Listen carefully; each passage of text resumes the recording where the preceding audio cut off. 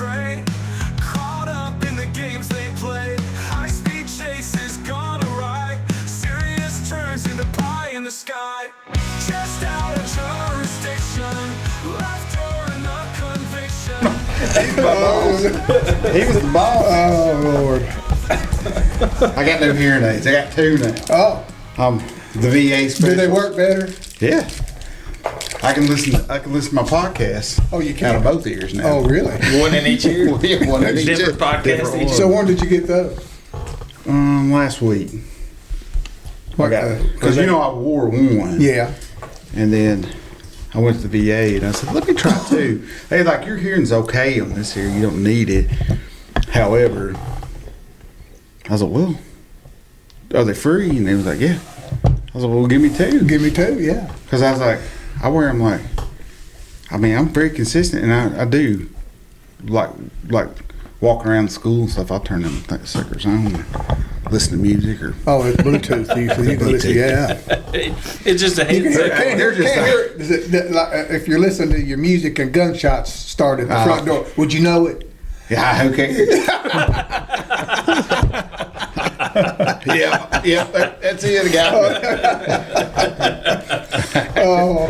Oh, I hope I can hear him. You never hear the one that gets you anyways. no, that's true. that's what they say. Yeah. I went golfing yesterday or day before, whatever, and my brothers are like, "I thought you got new hearing aids." I said, "I'm not listening. I'm listening to the Sean Ryan show, the good podcast, not this one." Yeah, we were just talking about it before you got here. We said, we got mints and water, and there's Sean Ryan gives out cigs. I wish we were. I wish you did. Yeah. He did there for a while. Yeah. It's a gummy bears. They Little give you 365. Yeah. Yeah, I'd take it in a minute. I'll be a regular guest on your podcast. You boys start handing out guns. I'll clear my schedule. It's like, give me one in each color. Where you at now? AOC. I'm their court security guy. I'm over the protection detail for Supreme Court and the Court of Appeals, and then I also work with each of the sheriffs, court security for each sheriff to kind of keep our judges safe. We got about 280 judges across the state. You hiring me? I'm ready to get out of this school. You tired of the school business? I ain't right now. God dang it. John Pratt, man. John Pratt was, you know John, don't you? John was contemplating retirement, but his mother-in-law moved in with him, so I think he's probably. I'd have to fight Doug. Well, you ain't gonna leave your gig up there, are you? Me? Heck no. No, he's good. Yeah. That's it. Well, now, That's a ask gravy him- train right Yeah, there. you ain't a kid. Ask him on the Tuesday of the full week that he's worked, and then he might. He grumbles a little bit toward the end of Tuesday his. is the busiest day that I we know. usually have. Yeah. Did y'all have court yesterday? Because that Yes. place looked like it's shut down at like. Well, they're doing all that construction work up there. I guess that's why. And it was. But no, they But did it's have, pretty outside. I expected to see somebody walking around. They had to, let me tell you, it's Monday through Friday, Tuesday and Thursday's usually the busiest days. And Sound like me. you don't have but there's just not a lot of traffic in and out there unless you've got probationary people coming there to go to probation office. That's about it. We went to I Frisch's, and I eat everything in the restaurant. I'm full. Plus, I finished off with a big hot fudge cake. Oh, you have to. Was it People was in it the booth in next to London? me. Was it the full size? Yes, hot fudge? people in the booth next to me was laughing when I was licking my plate. Gosh, that hot fudge cake. It's so good, man. Did you share? No, well, I did my wife to get one back. Where'd she go? Where's she at? Oh, they left. How you getting home? Me? I guess they sitting Yeah, there out he's here. gonna spend the night with me. Yeah. He can sleep with Daisy. Days. Did y'all go riding yesterday? Oh yeah, had a good time. 65 miles. 65 miles. Jeez. Yeah. Where? We're at. We was in Red Hill, Jackson County area of S Tree. What was y'all Jeep? Side by side. Side by side. Yeah. Oh, I love it. Karen always says, I said, "You care if I go riding with Foot?" She says, "No, you go." Oh, she's got you out for at least she 15 said, hours. "Foot makes you a better person when you come up." How about that, son? She said, "I hope it don't have the opposite effect on him." Yeah, No, no. I love my brother Thomas time. You got one police? You got one in the state police, right? Yeah, a voice trooper. Are we going? Are we rolling? Yeah, we're hot. Oh, we've been hot for a while. Oh, well, That's what he does too. did you catch the Hot fudge cake. Did you catch the story about repelling? No, Okay. no, you'll get to tell him again if you want to. Nah, I better not. Kind of sensitive. Well, you never know. So you intro here because I'm limited on stories, so this is gonna be the Doug and Foot conversation, and we'll just laugh a lot. So I do want to tell you one story before we get started. I'm down in Atlanta, Georgia, on a spring break of all places, and we're staying at the Omni Hotel. Right next to like all the we went down there for the aquarium and the coat museum and all that stuff. And we was gonna watch a basketball game, a Hawks game. We're staying there.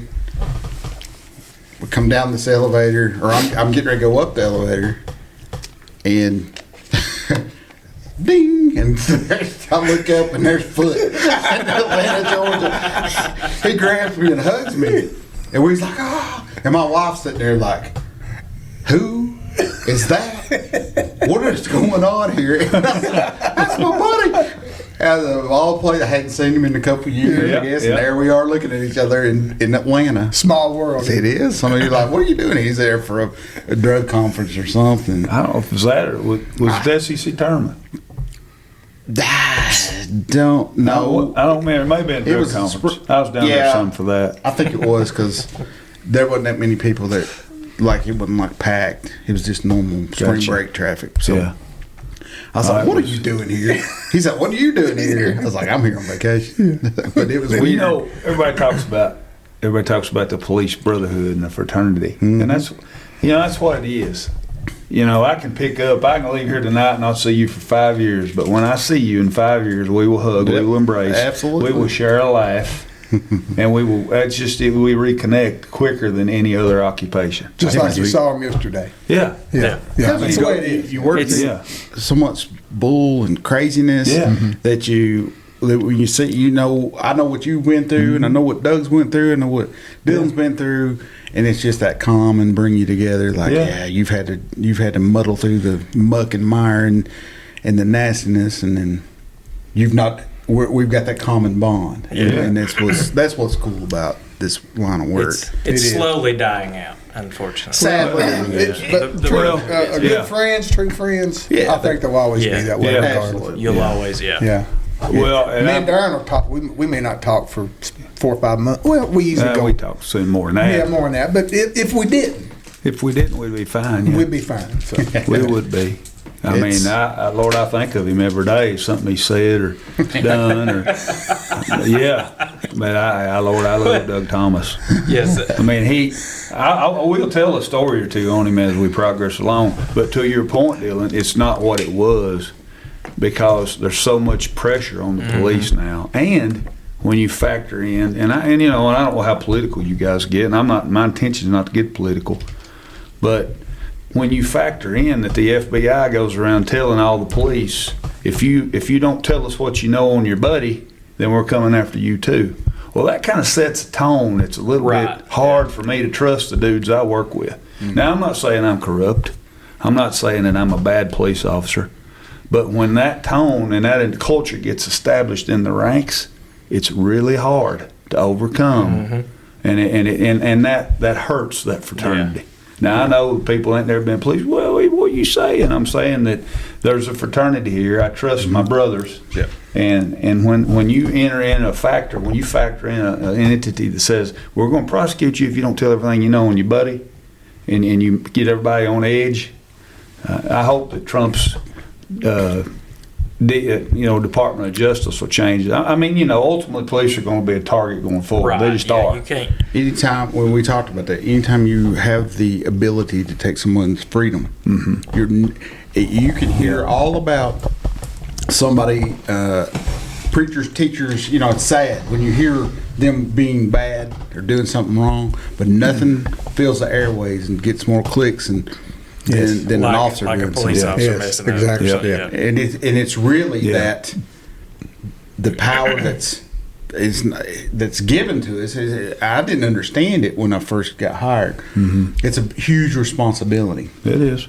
and you can't take that lightly. You have to be, you have to know what you're getting into. You got to do your due diligence. You got to do good casework. You got to do these things, and that's why people look at it, because we have that a little bit more.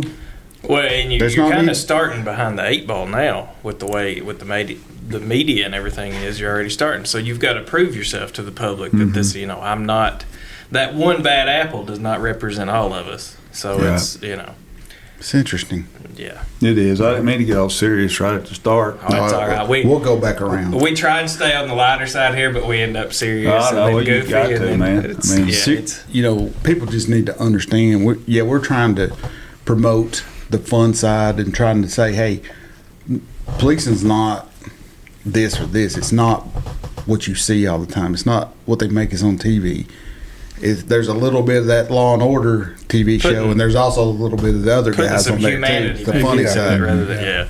And Doug said it the best I've heard yet, and I don't know why it just came to me when you said that. It was just we're like a movie or a play. Yeah, We're playing a part, and everybody's it Dictates the changes. story. all- Changes. We play in movies. Well, like I said before, you can have drama, horror, comedy. It just goes on down that way. You never know what it's going to be. Yeah, like. and it could be it could change from call to call, or Yeah. or a phone call from a buddy can change it. Change Exactly. your how you're feeling, your emotion, what's going on. Yeah. So it could become a tragedy into comedy real quick. So, Yes, it can. go ahead with the intro since we've been on for All 30 right, yeah, minutes. we've been yapping for a while now. All right, got another good episode for you guys today. I think this one's going to be a lot of fun. We may actually get to sit back and not yap as much because I think these two may take That's up a lot tough of for that me, area. if you can't That is tell. tough for T-Dot. I have heard a few times. From your my bad. That's what it is. But it seems like Doug has been mentioned in almost every podcast that we've done from some sort. We don't know why, but somebody has referenced him or a quote or something, but he's back with us. And we've had several people ask when he was coming back. So he's finally back. And then we've got Foot with us. Foot. There. I am a product of Doug Thomas, and therefore I have I don't the know who stories trained who, to tell. Ask him how he got the name Foot. Yeah. Well, that's So where we're there. coming to that. It's So really anticlimactic, but anyway, I'm good with it. But I'm glad to be here, man. This is fun. I love to talk, and I'm a highfalutin because I get to hear myself talking these headphones. Yeah, these He's going to be phones. our chatterbox tonight. Yeah. Some people can't stand to hear it on their. Yeah. no, yeah. Yeah, I'm a little goofy, but I found if you're going to succeed in life, you got to laugh at yourself. You got to. And this guy right here in front of me probably taught me that many, many years ago. He was my first FTO. That explains a lot. He's rolling his eyes. Listen, I mean, I didn't really know I wanted to be a police officer. I was a senior in high school, and we went to project graduation training. Rockcastle County, my class, 1988, was the first class to have project graduation, at least at Rockcastle County. And we went to a seminar in Louisville to learn how to do that, raise money for it, and then also what to do, for a safe alternative for a graduation party is what it was billed. So anyway, I go there, and it's mainly put on by the state police. Mm-hmm. And I'd kind of already been thinking. I mean, you know how it is senior in high school, change your mind 5 or 6 times. Oh, but, yeah. But I watched those guys in that uniform wear that campaign hat, and I was like, man, I want to do that. They're silent professionals, just walk around and just they were so nice to everybody. And I thought, man, I want to do that. And then I went home and told my mom. My mom told me I was crazy. Don't even think that way. So I went to school. I went to school at Sue Bennett. I got a degree in secondary education. But I went to Eastern. I got over there, and I drive by the state police post every day. I was like, man, I want to be a trooper. I want to Yeah, be a it's trooper. right there on campus, basically. Yeah. I want to be a trooper. So I tried. I tried 4 times. They finally hired me on the 4th try. I guess they thought, man, this dude won't keep coming back. We don't hire him. So we might as well. We just give So you. they took a chance on me. But I first got hired as a deputy. I went in Shirley Smith, the guy that hired Doug. a diamond in the rough. Old Shirley pulled him out of the charcoal and shined him up, and son, he'd been a diamond. But he was my first FTO, and I, you know how it is. It consists with ride-alongs and stuff. And Yeah. I was trying to piece together one uniform, and Poor folk, wasn't it? if we was poor folk, yeah, I didn't even get paid, but I was a wannabe, so I wanted to look the part. So I'd have a vinyl holster and a leather belt, and I had every. I mean, I looked like a constable in the very poorest district of the county. That's what I looked like. But anyway, I rode Doug. Then it got to a point where Shirley paid me a little bit if Doug walked off. But we only had one cruiser, so when Doug get off shift, he'd have to bring me a car and I have to drive him home with it. I mean, it was ideal. I've literally worked 46s, injury accidents on the interstate in my pickup truck. I'd flip my hazard lights on and get out and block the interstate. And Doug done it too. I mean, when you get more than one man can handle. And I've often wondered, I worked a pretty bad wreck from people from Michigan and Ohio collectively one morning at about 4:30. And in Rockcastle, at that time, you were dispatched by the inmates because the 911 was in the jail. So the inmates would often call you and wake you up at night. Right. Or Wilmer. Wilmer was God rest his soul, he was the deputy jailer. And they'd call me and they sent me to a wreck, and I rolled out. I didn't have nothing but my leather belt and what I told you, and I rolled out, and then people looked at me and I said, I promise I'm legit. I'm here to work your wreck. But I didn't know much, and and Shirley said, and Shirley smoked a pipe. He's a great big man.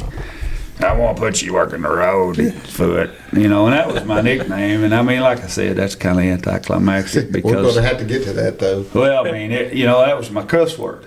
I would say, foot.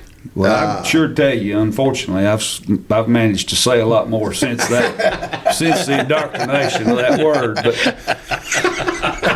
But anyway. I'm glad they went with foot than the latter. So I went to the State Police Academy in '96, and Jimmy Silver's old Unit 660.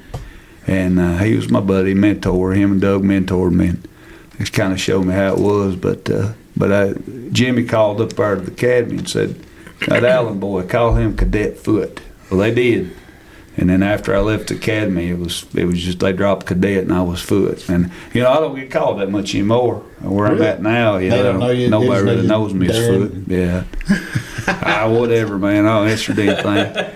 I didn't know your real name until Yeah, I've been up at Rockcastle for a little while. I've heard people say that, man. A lot of people say that. But I'll tell this story. He knows I'm going to tell it because every time that we enter in a new person in our realm, in our little circle, Gets a little better. I always tell it on him. But I was a studious young police officer. I wanted to do it right, And we went down to the Broadhead Apartments, and there was no girl in there that needed to go to jail. Well, I was young and impressionable. Doug said, get her. What do you want me to charge her with? I don't care, get her. Well, I snatched her up. We walked her outside, put her in the car. In our 1990 Ford, was it LTD or? When was it? I don't know. I think it was 89. Well, it was 94 when you were ordering me what to do. Okay, but I want to thank the it was a crew. 92 Ford Crown Vic. Okay. Well, anyway, we get in the car and he's aggravated. I don't know if he worked a hard shift or what, but he wasn't really in the mood to deal with me or her. And we were on our way to the jail, and she was running that mouth back there in the back seat. And I was wanting to fill out the ticket, trying to be studious. And I was trying to fill out every block appropriately, And I guess I was writing a little bit of a voluminous narrative on the citation, and I wanted to make sure that it was right. I did not know you could not charge people with alcohol intoxication in their apartment, but anyway, we did. Because Doug Thomas told me to. The statute of limitations is run out, but that's okay. I love Doug Thomas. But I charged her, and we were on the way to jail, and he, I asked him some questions. He was getting tired of me. He was getting irritable. Anyway, Surely not. I asked one too many questions. He looked over at me while driving. He's driving us. Remember, I'm filling out the citation. I look over at him, ask one last question. He says, "Fill out the damn ticket and hush." I don't think it was. It was that. Yes, I was. My feelings were hurt, Oh, but I recovered.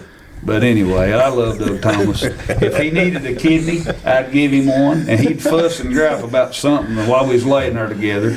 It wouldn't matter. I love him. We're like brothers. Your kidney's got no fit in here. You're too tall. He's probably.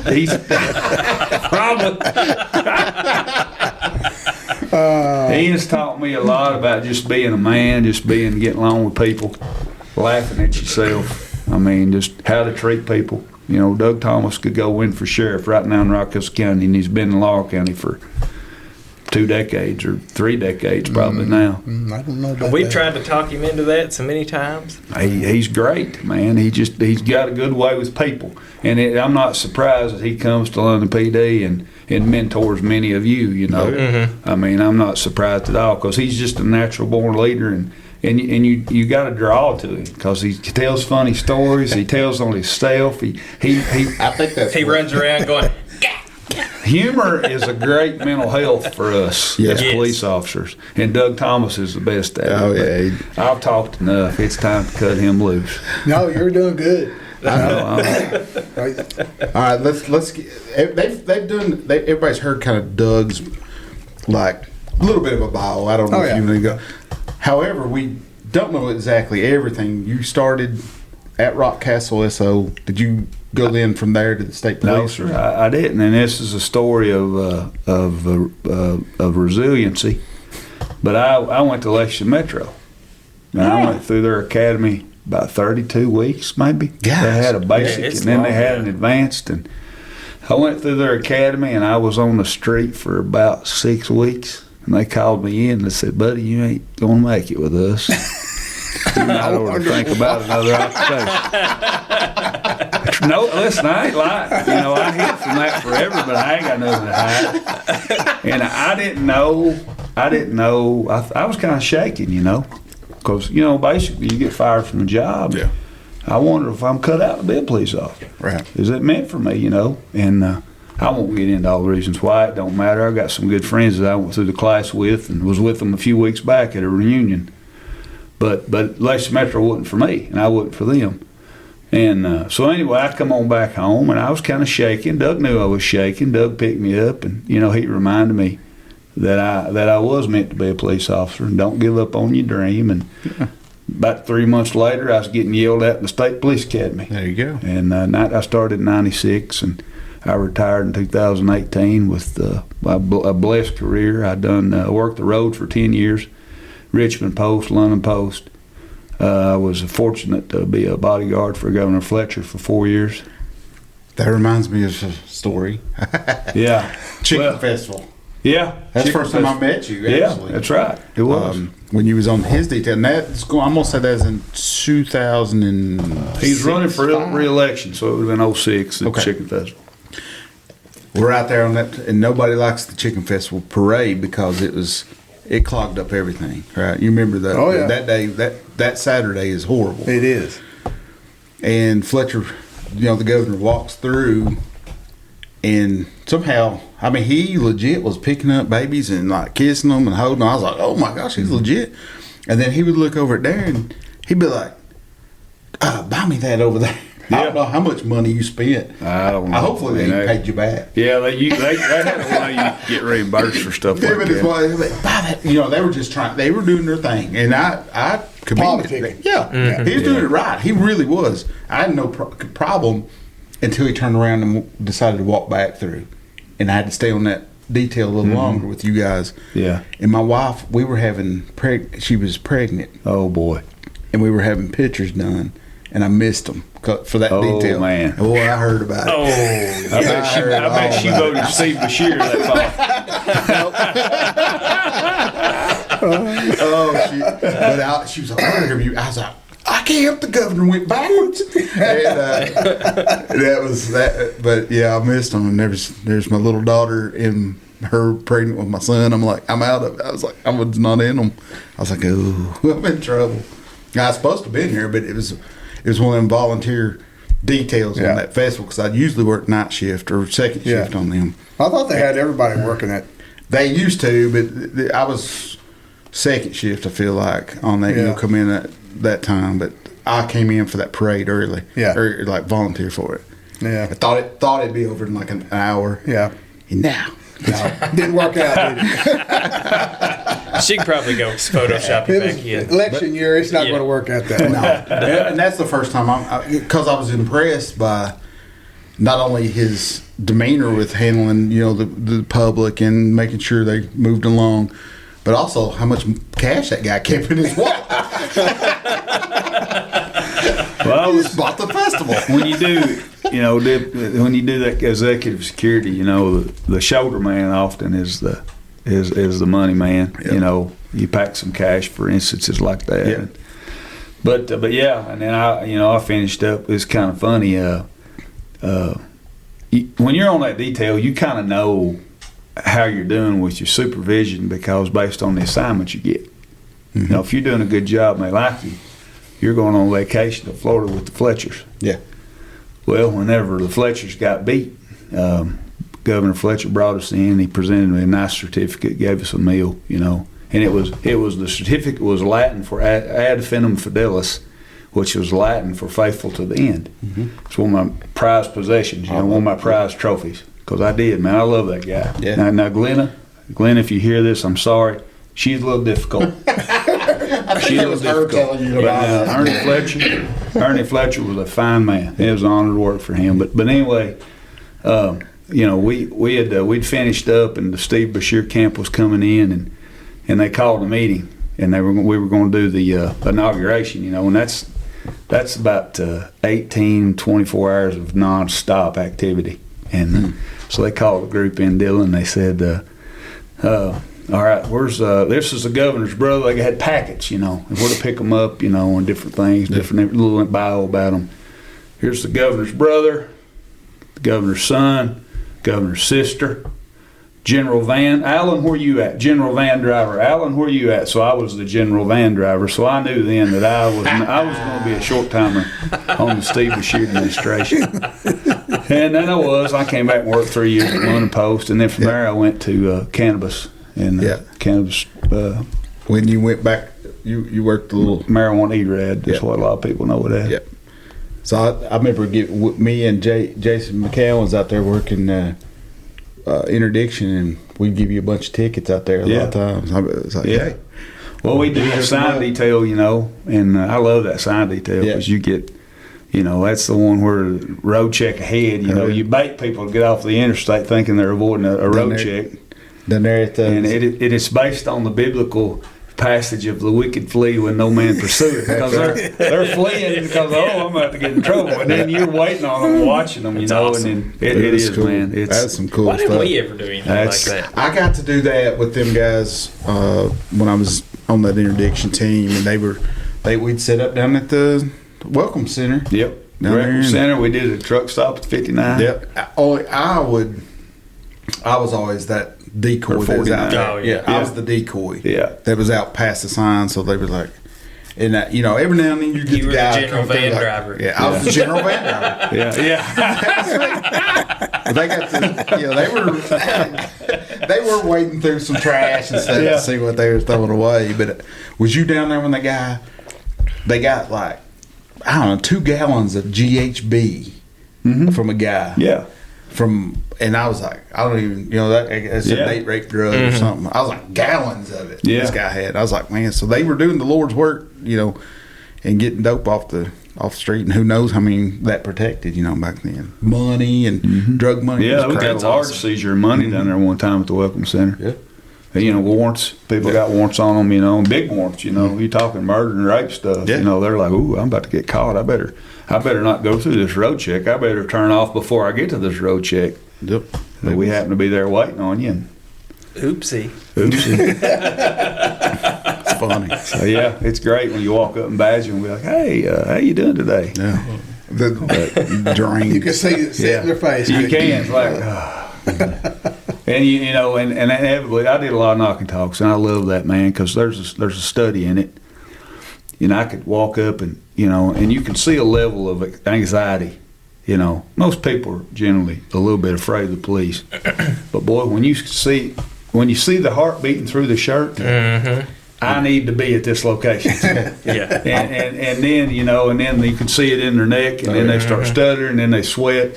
All those are elements of, something's going on here. There's stress. We Yeah. talked about Yes. that Yep. when we had Joey on, and that was doing interdictions. That was one of my favorite things is you Yeah. start listing off stuff, ask them in the car, and they'll tell them their stuff Yeah. every time. It's like, I mean, I always stuff found we out make- too that people that if you was with them or you was around them and they were overly friendly or they Yeah. started talking a lot. I said, yeah. time to look at this person. Yep. Yeah. There's a little more to your overly kind. Yeah. Are you like that with everybody, or is Yeah. this just Yeah. You start narrowing down on, there's some questions that easy questions you start asking right off the bat that start that. Yeah. Yeah, you're right or you're wrong. Oh, yeah. Some stuff, and Yeah. that was the fun stuff of our job. Oh, is yeah. The hunt was fun. Mm-hmm. The Well, paperwork well, after sucked. Listen, when you're a proactive police officer, you're at your best. Mm-hmm. I mean, and it's hard to be proactive this day and time because you're not rewarded for it like you were when we were coming up. Most of them now, police supervisors be like, "Don't get anything," it causes me to have to do more work. I'm not saying they're all that way, Yeah. but there's a significant amount of police officers that are supervisors be like, "Listen, don't get into nothing. Don't hit nobody. Don't chase nobody."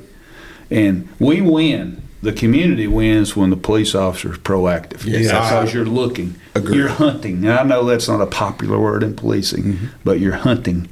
And, No, and you're productive. We talked about that in the city when we were hunting dope heavily. Like all the squads were hunting dope heavily, we pushed the dope dealers out of the city Yep. for the most part. That's right. That's what you we want. didn't stop them, Yeah. but they weren't in the city. They weren't Benefits. operating. Yeah. Benefits. they You were got- operating out in the county. You just have to. People don't understand. It's not. It's life or death, and that's all. It's what it boils down to. Yeah, we have a lot of fun. We talk. We cut up, but really, when we're out there, we're trying to keep the bad out of your community, Yep. out of your life, out of your front door. You don't know. Yeah. I mean, if people steal from you for dope, what else would they do? Yeah. They're desperate people. So, Yeah. without law, without the police out there, imagine what. Yeah. And then when you handcuff the police Yep. and make it taboo to arrest somebody or do so, man, it puts a really a Yeah. bad spot on the community. You're bringing hesitation into. Yes. I into think that policing on environment's that. going to change. I Though. hope Yes. so. I mean, I have hopes that it will. I do too. There's Yeah. only so long before there has to be a shift back That- towards yeah. like, hey, we got to get after, Yeah. more aggressive style policing. I'm not saying do it wrong. I'm just saying No, go you're- get the bad yeah. guys. Yeah, exactly. You're not out Yeah. there goose stepping, Yeah. but you're No. you're Everybody really wants proactive policing. They do. They Yes. do. They don't want drugs in their street, and they don't want bad things around. So No. that's you got to get to it again. All right, boys. What else you got? I know y'all got some stories now. Yeah, go for it. When you put me on the spot, I forget all of them. Foot, how long did you spend at at DOCJT? I was there 18 months, and that was one of the finest jobs I ever, one of the most enjoyable You jobs. enjoyed it? I was a mentor for, I think I counted up to 450 police officers came through during that time. That's awesome. What was you And teaching? I was a coordinator. Oh, So I was like a daddy figure to a lot of them. I was the disciplinarian, the motivator. Did you get to toss any rooms while you was there? Well, DOCJT, they don't believe in that sort of thing, but I I, know. did. Yeah, we had many. you did though. You believe I it. believed in it, and on Fridays I'd send them home with a little love. We'd meet and I'd do an inspection, and then we'd go out in the hallway and we'd do TV time. Yeah, I mean, but you know what? They still call me. A lot of them still call me to this day. It's awesome. And that, man, you can't put a price tag on that. No. That's that means a lot to me. Was that They'll right call me. after you retired from state? I stayed retired 11 months. Got on a deal with CJT, worked there a year and a half, and now I'm at the administrative office of the court. I'm I think it. a was court it- bailiff. Were you there when? When Logan and Ben. and Yeah, all them yeah, came yeah. through? That's what it's all- Logan was in 507, I believe. but I was there. I used to give. I'd walk up to Logan, and I know his dad was, you know, and Yeah. in command staff at London. But I would always. I know you boys are pro London PD, and I am too. But I would always try to recruit for the state police. I'd walk up, I'd get in their ear, especially after Red Man, you know, and I'd get in there and I said, "Boy, you look good in that campaign ad," you know. But Logan will always push back on that. He said, "I would love the PD. I think He was loyal. Loyal to Yeah, there, brother. yes, sir. But, Yeah. but I would, I wouldn't quit, and he wouldn't quit. But Logan was made a good one too. he would. Yeah. Logan, but yeah, they come out of I think 507, and I enjoyed those fellas. They're good guys. I went to in-service up there. Me and I thought I'm gonna say it's Greg Turner. We was up there at a stress and wellness class when that class was going on. So we walked over there to eat with them, you know, over at Quackers or whatever to eat, and they just looked at us. I was like, y'all want to eat with us? I said, you don't have to, but we came over here to, you know, we could be at a whole lot better restaurant over here, but we'd like to, you know, just cut up with you and talk. And they was like, you know, sitting there all, I was like, I guess I was a lieutenant. I don't know. I thought, what's wrong with you all? They were just locked up. Now, then Logan came in. He's like smacking me in the back of the head, like, hey, T-Dot. And the other two were like, what did I say? I think Ben was late his first day. He was. He was late to orientation. Yeah. Ben was. Checks out. Ben was a good guy. He didn't start taking it serious till maybe just a little bit later on in the process. Well, and then you know, and his coordinator she ended up being the supervisor. May have been at that time, I guess, but she was about 5'1", 5'2", and but he was. Ben, I remember that smile, you know, he just infectious smile. He's good. Oh, yeah. Good old boy. You can't help but I like Ben. Ben, if you listen to me, Bub, I love you, I miss you. Hope you're doing well. I'd love to have, we're not having any, we're sticking to retired folks for the most part right now, so we'll eventually we'll see what they do. Because I don't want to put them in a spot where they're like, accidentally say something about something that's going on, and then well, you know, to your point, we're talking about ago. DOCJ, I'm of the opinion that I'm old school. You know, I think we all are. But when you're in the academy, and there's a push nationally to take away the stress in a police academy. And I'm completely against that. You know, like Florida tends to have, they tend to just send to go through a bunch of college courses, and then once you get your certain criteria met, then you can apply and be a police officer. And then you just, you know, go through a collegiate like training academy, and there's no stress, there's no yelling, there's no intense PT. No. I'm of the opinion, and DOCJT was transitioning when I was leaving, but they wanted you to document everything.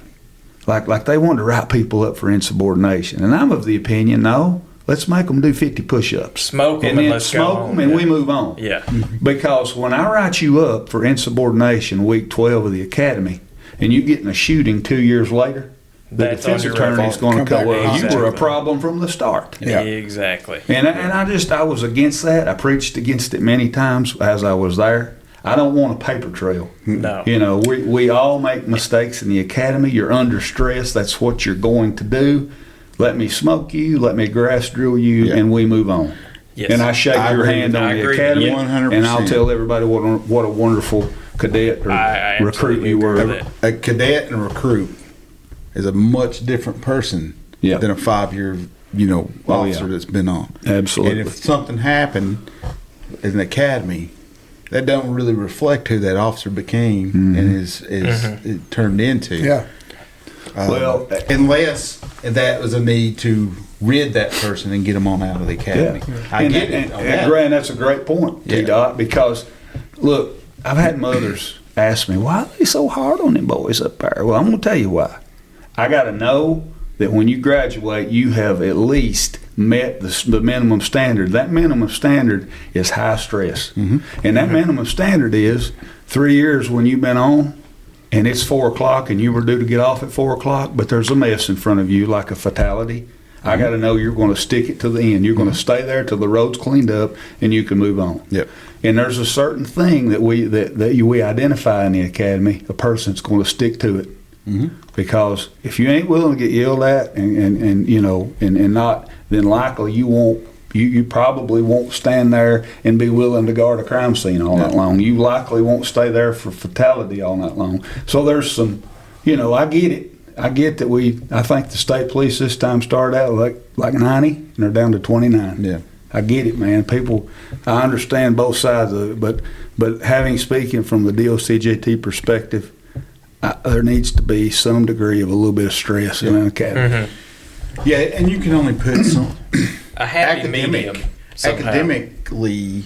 There was a lot of stress. Feel like they put that stress, but really, the physical side of that Red Man fight, that taser, that pepper spray, and the driving training, the things that all of a sudden, I tell you what stressed me the most, and it was, and I failed the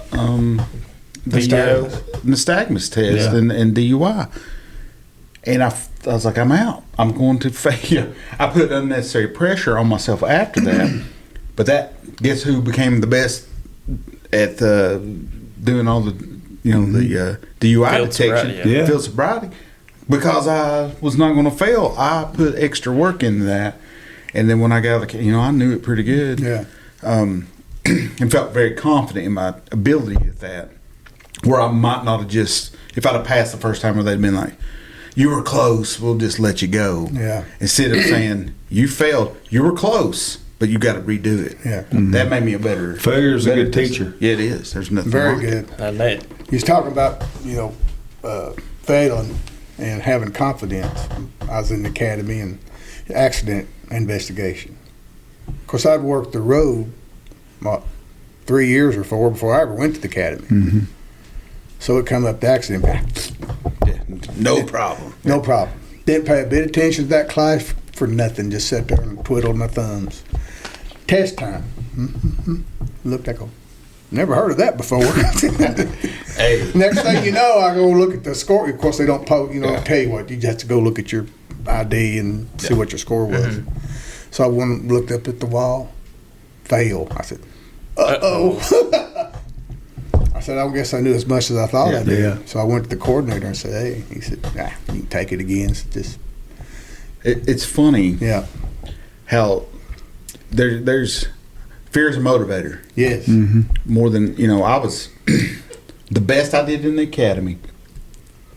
I was getting ready to get deployed again to go to Iraq or somewhere.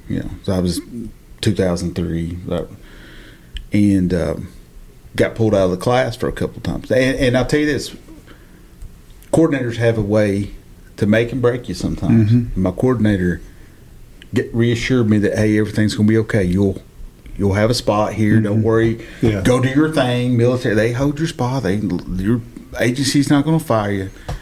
Took that stress off of me. So and then he said, if something happens, call me and we'll get you back in this class right quick, or you'll be in the class behind no matter what. So just came, it was like 2 days. So I met that right there. Boy, the homework they gave us, though, it was ridiculous. I was like, oh my God. Best I ever did, though, I was scared into there's other things. I'm still in the guard. I could do this. And I was like, man, I locked in and knocked out that rest of that academy was no joke for me. And there's only I was in like the last phase, but best test score I had, the best PT time I had, all that stuff just kind of was like, I was just like motivated, and it was fear that drove that. It was crazy. So fear is a motivator. You mentioned Red Man is when after you saw Red Man is when you start trying to recruit, and I can agree with that, because Red Man was kind of the thing that you're gonna make it, you'll be all right. Because there was several in our class that we was watching, we standing up on the top, watching them as they was going, and he ain't gonna make it. It ain't, just too soft. I mean, it's definitely an occupation where you can't be bashful. No. Like when they would show up on Sundays, I would get in their face and I would say, tell me I'm under arrest. Now that sounds kind of silly, but that's really the first You know, that's where the conflict starts. You know, when Exactly, you tell yeah. somebody you're under arrest, I'm getting ready to take your rights and your freedom away. Mm-hmm. You know, that's where the conflict begins. So if you're meek and mild and bashful, well, sir, you're going to have to go to jail. You know, Yeah, it's not going to cut it. so I immediately start on them. You know, get I like that. I do too. Yeah, I Because didn't it's- have that. Yeah, I mean, man. it was- It's a switch that you've got to flip, Yeah, and if it you is. can't flip that switch, Yeah, then but- you're not going you know, to do well. I want to be, and I'm old now and I'm irrelevant, but I always tried to be a dangerous gentleman. I've heard people say, man, we never thought you'd be a trooper. You were just so nice, too nice. And listen, that's okay. I want to be nice. I want to be a gentleman. I want to be cordial and friendly and buddy and hug you. You mentioned hug. Man, I'm a hugger, and I hug tight. I know. But listen, On elevators. I've had to flip that switch, and I'm okay with that too. Yeah. yeah, you know, you get and that's- hugged in for sure. I've always said I would rather talk my way out Yes, of sir. the fight if Absolutely. I can. But I want you to know that if we're going into a fight, you're not going to enjoy That's it. right. Yeah. So, Be a Exactly. dangerous yeah, gentleman. exactly. But you got to be I a like good that. communicator in this You line got of to, work. man. Have to Yeah. be. Because I would, you know, like you said, when you're under arrest, there's ways about saying that to people. Mm-hmm. You can really be a dick about it. You can. Hey, cause Or a you'll fight. say, I've been you know, there. where we were from, Rock Castle, we knew about everybody in the country. I mean, it was just that type of community. You knew everybody, most of them, even the thugs. You went to school with them, or somewhere down the line, you knew them somewhere or another, and you said, listen, old buddy, Yeah. this is the way it's got to be. I'm sorry, but I might take you to jail. Yeah. I said, it's nothing personal, Yeah. but, you know, got to do a job here. And most of the time, if you communicate with them, Yeah. Yeah. they're gonna be all right. And there's an old guy up there. I guess he's dead now, but Chester McFerrin. Yeah, I remember Chester. He liked, You know, he liked the he liked- Budweiser pretty good. He did, and he liked to fight. He didn't care who it was. And some people could go and arrest him, not have a problem. There's 2 or 3 that could go to arrest him. It was over. The fight was on. It didn't matter. But same way with the big David. What was his name? Ryan. David Rao. I was thinking him when you was talking about Chester. Yeah. David He Rao was would the same way. fight every time. Yes. You couldn't talk him into the back seat. No. But I mean, you know, as a police officer, you got to. I guess that's where courage comes in. You know, and police don't get enough credit for being courageous. No. You know, I mean, no offense, military veterans, I love them, man. I wear a flag on my hat most every day of the week because of what veterans have done. But I don't think police get enough credit for being courageous. You know, when I drive through the bad part of town, or I drive through that bad holler, or by myself with no backup close, it'd be awful easy for me to go down to PD and talk about what a bad dude I am. But when you're in the car by yourself cruising through these neighborhoods, when you're on your way to that hot call, active shooter, Yeah. and you know, and we've all worked with those guys that get car trouble when when a hot call comes out and they're going. I mean, you know, we have, but you have to make yourself overcome that fear and push forward and address what's in front of you. And that's a good point, is that it's not that you're not afraid. Yeah. I mean, anybody that gets You out there are, and says that you're absolutely. not afraid, You got to have that fear. You got that's to, what gotta keeps have you it. alert and keeps you on Yeah. your Yeah, toes. that But keeps- it's the fact that you're going. I'm gonna throw a little Stonewall Jackson at you. You ever heard this? Yeah. No, I don't know. You know, Stonewall Jackson, Southern, and we can't hardly talk about Southern generals anymore because they'll say I'm a racist. But this is profound what this man said. Thomas canceled. Jonathan Stonewall Jackson, Doug's laughing at me, was after the Battle of Manassas started to get a reputation of being a general that was oblivious to danger. He would walk out in the middle of gunfire to direct his people. And a newspaper reporter asked him, this is in a book, Gods and Generals, and a newspaper reporter asked him, said, General, how is it that you just don't seem to be afraid? And he told him, you know, I'm afraid. But he said this is the profound. We're sitting in a church, so he said, my religion teaches me to be as comfortable in battle as I am in bed. I do not concern myself with the time of my death, but to always be ready. He goes on to say that it's the way all men should live, and all would be equally brave. Yes. Man, we don't have enough. We don't have enough stone walls. No, we don't. You know, and I, you know, we're alpha males.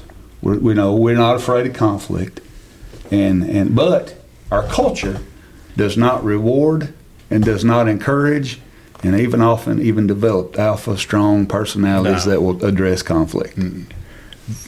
Alpha is tried to be. The alphas are tried to. They're tried to.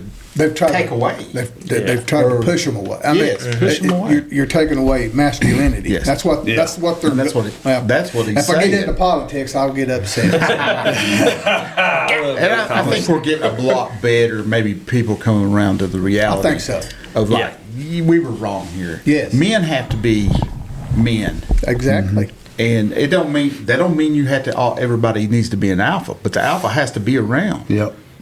There has to be alphas. There has to be betas. I mean, honestly, in life, and there's nothing wrong with that. When you're in a field where you have a lot of alphas, there's conflict that happens within Oh yeah. within our own ranks. Yep. A lot of times, the competitiveness of a promotion is Yeah. craziest thing True. I've ever seen. How mad we get each other for a couple of extra dollars, a whole lot more bull crap. You know what I'm saying? Yeah. That's true. When, but it's okay. It It's is. okay because we end up back around. Oh, I didn't mean that. You know, whatever. But it's just tough. It's tough. It's a tough line of work that we do to be an alpha. In my opinion, when you're trying to teach your son what it means to be a man, that alpha, you know, that pride and that stuff, you want to come out and you're like, listen, you don't back down. Sometimes, but I've learned. Sometimes it's better to back away, retreat a little bit, take a better stronghold on this, and let's regroup But here and stuff. you've got to survey your Yes. situation. Yeah. A little Yeah, bit and a lot before of you can't times- always react. A lot of times we hard charge, and when maybe we should have flanked them. Sometimes that doesn't mean we never. You know, retreating's not an option a lot of times in our line of work. Sometimes we have to, but sometimes we can get a better position by backing up and thinking, like, here's what we need to be and here's what we need to do. Yeah. And maybe wait, maybe talk, maybe take a different approach on different things. I'm talking about life in general, but in policing, there's been so many times, and you learn this over the years, like, I don't have to rush this call. Exactly. Yeah. You're not on a Time is my limit. time is my friend a lot of times. I And was when I first started. I was you're gung ho, and man, I've got to get there. I got to get there right now, quick. first. Got to be first one there. Yeah. 0660, he'd tell me, Yeah. nah, don't do that. Yeah. He said, it's going to be there when you get there. Yeah. It's not going anywhere. So I kind of said, well, he's right. Yeah. Don't, and you put stress on yourself by doing that. Yeah, you Yeah. do. Now we would always Yeah. try and I mean, of beat course- each other to the calls because we wanted to be the one that ended up getting Yeah. in foot pursuit or get the first one that we was Right. trying to be like, But we had the luxury of several officers coming in. to yeah, we help. knew that Oh, you yeah. know you're first on scene, you got somebody 2 minutes behind you anyway. So But it's for not me, like, for me as a supervisor, I wanted you to answer the call. I mean, I didn't want you to just. I mean, you Get there in a timely manner. And There's there's a you fine can do it in line. a timely Fine manner. line. Yeah. yeah. You know what he's talking about Jimmy there, and Jimmy taught both Doug and I this. And I know you've worked with these guys that love getting on the radio and tell every move they're going to make, every move they've done. Jimmy always said, and I've taught in each of my FTOs, and even I mention this to my classes, if you sound like a fool on the radio, you will be perceived a fool. Jimmy used to say, when it's happening and you hear it developing, just head that way. You don't have to tell nobody. When you get there, say, I'm 97. Yeah. Don't, I'm on my way, but I just cleared so-and-so, and I'm 15 minutes away. Ain't no sense for all that. No. Just go, and that's the one thing about Jimmy. He was that, he was kind of like, I don't know, I just always had that assurance that he was close, even when I knew he wouldn't. And you never knew it. You never knew. Just because like it he was happened to listening me to that many radio. times. Yeah. I'd be on a call or something. It'd be pretty serious, man. Because with us, I mean, if you went to a domestic, you was by yourself most of the time. Yeah. Yeah. You didn't have 2 or 3 or what. But I'd roll up and a few minutes, Jimmy He'd pull Silvers, in. he'd pull in. You never even knew he was around. Yep. But that's Yeah, he was coming. He was that silent Overwatch, Yeah. you know. That, Man, Man, I love that. I loved him to death. me and I too, miss buddy. him so much. I do too. He was a great He guy. was queer. Really great guy. He was queer and he was hateful. And I swear, but he, you know, and Doug's got a little queer and hateful streak in him. If it ain't. What? And, It came from him. But I It did. mean, Yeah. It rubbed off on me. those guys were instrumental in my life. And then you talk about Tony Terry, you know, Tony's the chief deputy there in Madison County. I was the last guy that he trained before he started. You know, he ended up retiring as a major, and him, Brent Roper worked London Post for a while. But those guys, they took me under their wing, and you know, I often say they made me troopers. But this guy sitting in front of me, and Tim Fee over in Jackson County, they made me police officer. You know, I mean, and That's so cool. yeah, and Jimmy, of course. I've had. You couldn't beat him. He was just outstanding in every way. Yeah. I mean, you know, He was a true. I mean, he was a true trooper. he was. There's no doubt about it. He was, and he. Steve Walker was his sergeant. No offense, Steve, but it is what it is. Steve was his sergeant, and Steve wanted to change his schedule. Steve was going to make him work a day shift. That was taboo to Jimmy Silver. It sure was. Oh no. He was 18 to 02 Or not 20 to 04. 20 to 04. He'd Yeah. do that, and he was working the night that the old boy got in at post with a hatchet, started beating the place up, you know, and Connie was dispatching. Yeah. Connie called Jimmy for help, but Jimmy said, it's a good thing that fella was gone before I got there. He wouldn't have been doing that no more. Yeah. You know, but anyway, to the point, that silent Overwatch, you know, I'm watching out for my people. You know, Yeah. he knew I didn't have no training. He knew I was green as could be, but he let me go off by myself and take those calls.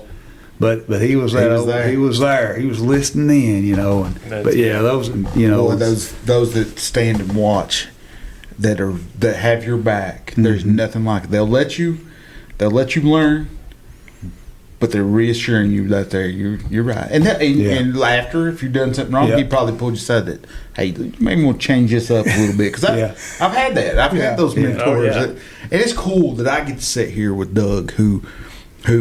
I mean, I wasn't even police when I first met Doug, and for him to mentor me as Yeah. well through my early, you know, even when I started the PD, he was still at the sheriff's office, but that's the guy I looked up to, and then I, you know, getting to watch him finally retire out. Boy, he was blowing a lot of smoke, I'm telling you. No, but there was a respect. Now, That, I know, I appreciate it. But I mean, you were ornery, but still, it was fun to work with you. Yeah. you could call I miss it. I miss me it to every. cry. Oh Lord. I come miss on. that time though. That was the time. That was the most fun for me, especially night shift with Doug and Jesse and TC and all them guys we had. Gary Prophet. We had the time of our lives. That was to me was the time. Well, there's no finer bunch. It was No. fun. I mean, it was. It was I a mean, blast. And the camaraderie we had with each other, like that's not like it used to it's be. uncommon. No, and I will And I say think this. that's part of the. And you all had That that. You all had a group yeah. like that too, Dylan. That you all got. Well, and that was the thing is like we had, so the group that we went in under that trained us, the camaraderie that we had with them was good. And then our camaraderie together subsequently was good. But then something happened with the generation after, and then admin changes and things. It just wasn't, there was a trust that was broken there somewhere, somehow, and it just wasn't the same anymore. But now all those guys I still have pretty good communication with. And, I don't. but I don't know. Different. I don't know what. You remember at Sergeant's Academy? I don't know what happened that changed it. Well, nah. Remember the Sergeant's Academy? Or maybe we do. I won't say that. You remember in the Sergeant's Academy them talking about, learning generation, Yes. leading different generations. yes. Hardest thing you could do. It is very. Because I am a Gen X guy. Yep. You're more closer to the boom Mm-hmm. generation. Yeah, there's just Big a couple difference, years. yeah. And we, latchkey kid, Exactly, that yeah. is a little different, a lot different than Gen Xers or Gen the millennials. millennials. Gen Z, yeah. I don't know what And we're definitely You're millennial, I think. And You're yeah, a millennial. unfortunately. So that is, but one of the best classes I had in that academy, or in that Sergeant's Academy, Was was that class, because Yeah. I was like, wow. oh my gosh, I failed so many times. Yes. with younger officers, even though, you know, at the time I'm in 30s, mid 30s, I'm like, I have screwed up the way I've talked to They don't these care guys. how the way you policed in 1984, 19, whatever it was. Well, no, I mean we It's always liked different, hearing, we liked hearing the stories, but it's like, well, that was cool, but we'll never get to do anything No, we like won't that. get to- No, I mean it's, and I do. I hate, you know, Ben's a trooper, and I, you know, he tells me some stuff he has to put up with, Yeah. and I grit my teeth, you know, and it's just a different time, and it bothers me when I hear of police officers the feds are looking at them, they use too much force, or I feel very hypocritical because I too, if that's what that's saying, except for the grace of God, there go I. Because I maintain humility with that because I know that there's some stuff I probably should have been indicted for. I mean, I'm just going to tell you, you know. I don't think anybody sitting here can. I mean, honestly. I probably crossed the line at a time or two, D-Dot, but There's a little bit. I like to think I represented the people well, Yep. and I didn't just dish it out for people because I didn't like them. They did Right. something to get what was coming Right. to them.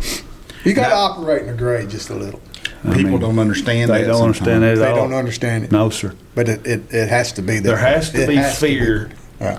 of the police. There has to be a fear that when T-Dot calls for help and I'm coming to save him or help him, the dude that's inflicting the pain on T-Dot or Doug or whoever or Dylan, they have to know that when Foot gets here, he's going to hurt you. And if we eliminate that, if we try to erase that, then it makes it hard to have a successful culture Yeah. of freedom. Yeah. Well, if there's no consequences, then That's right. No. So, That's right. I mean, it's, you know, there has to be a respectful fear of the police. and it used to be, I mean, some of your older criminals, there was a mutual respect Yeah. between it. It's like, if I run, I know that, you What's know, coming? yeah, there's going to be a brief struggle at the end. Yeah, I mean, it's, you know, that most of them will laugh. But, Yeah. but I After mean, it's over, it's, or they like, well, we had to test you, buddy. I didn't know you. You know, Something it's- stupid.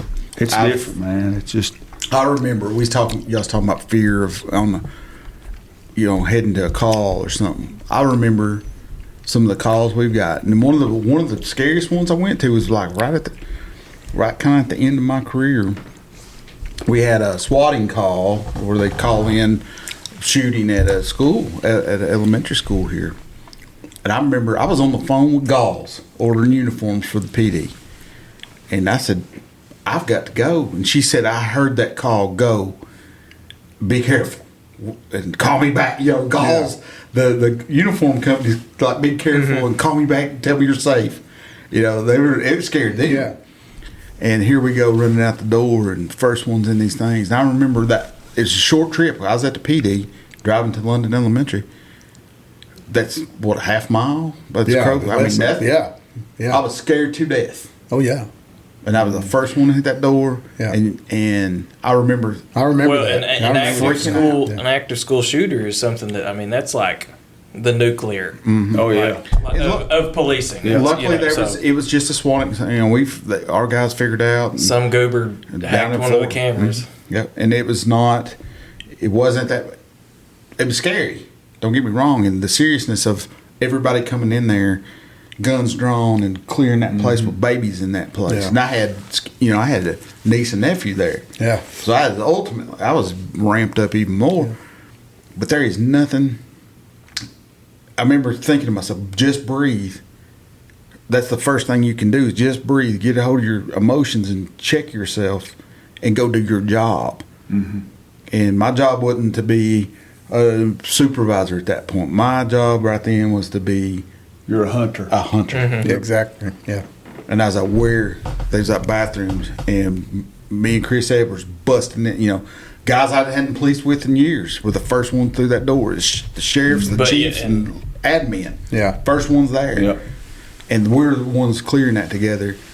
And there wasn't no rivalry of, we're the county and you're on. All the differences, all the petty. It's always one. It didn't Yeah. matter. We were about that.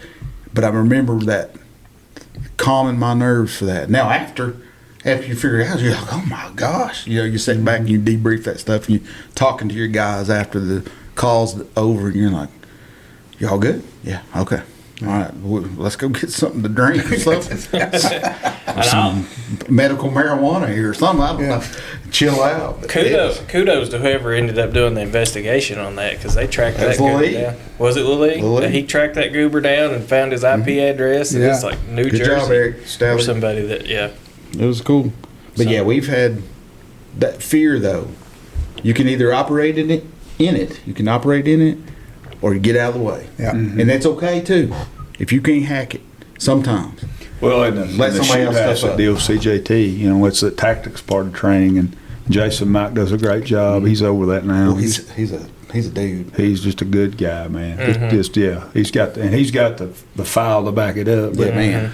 But I've literally seen recruits getting not happen often, but I've seen it happen, getting the fetal position, and that's why we got to know what you're made of before we send you out. And you know, because you can't. That ain't the time. To your point, you can't get in the fetal position. Well, that was when we would have new guys. Yeah. And that's in a training Yeah. situation. Yeah, a controlled situation where you've been introduced to some fear and anxiety. You're getting some sim rounds. Sim rounds operate about 400 feet per second. They'll leave a mark. They hurt. They hurt. But, you know, if you're going to do that, the sim round is probably you need to go be a librarian. Yeah.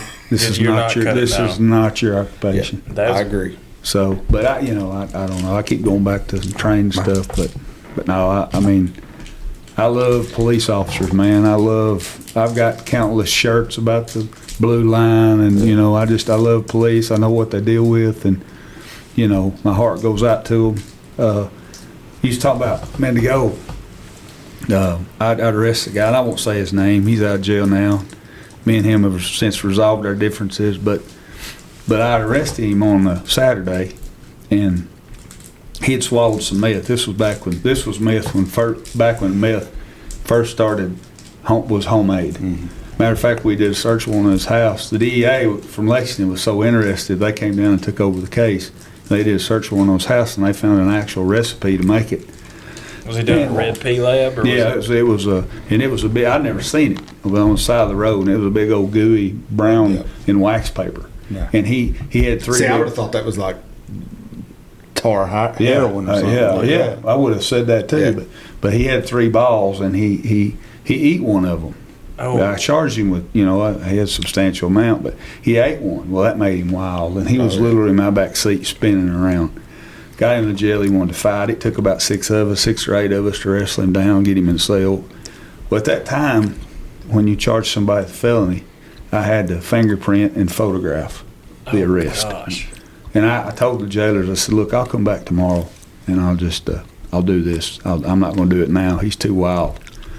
So I came back the next day about lunch, and he was in the holding cell, and they brought him out and set him in there. And he was fine. He didn't say much. He was really quiet.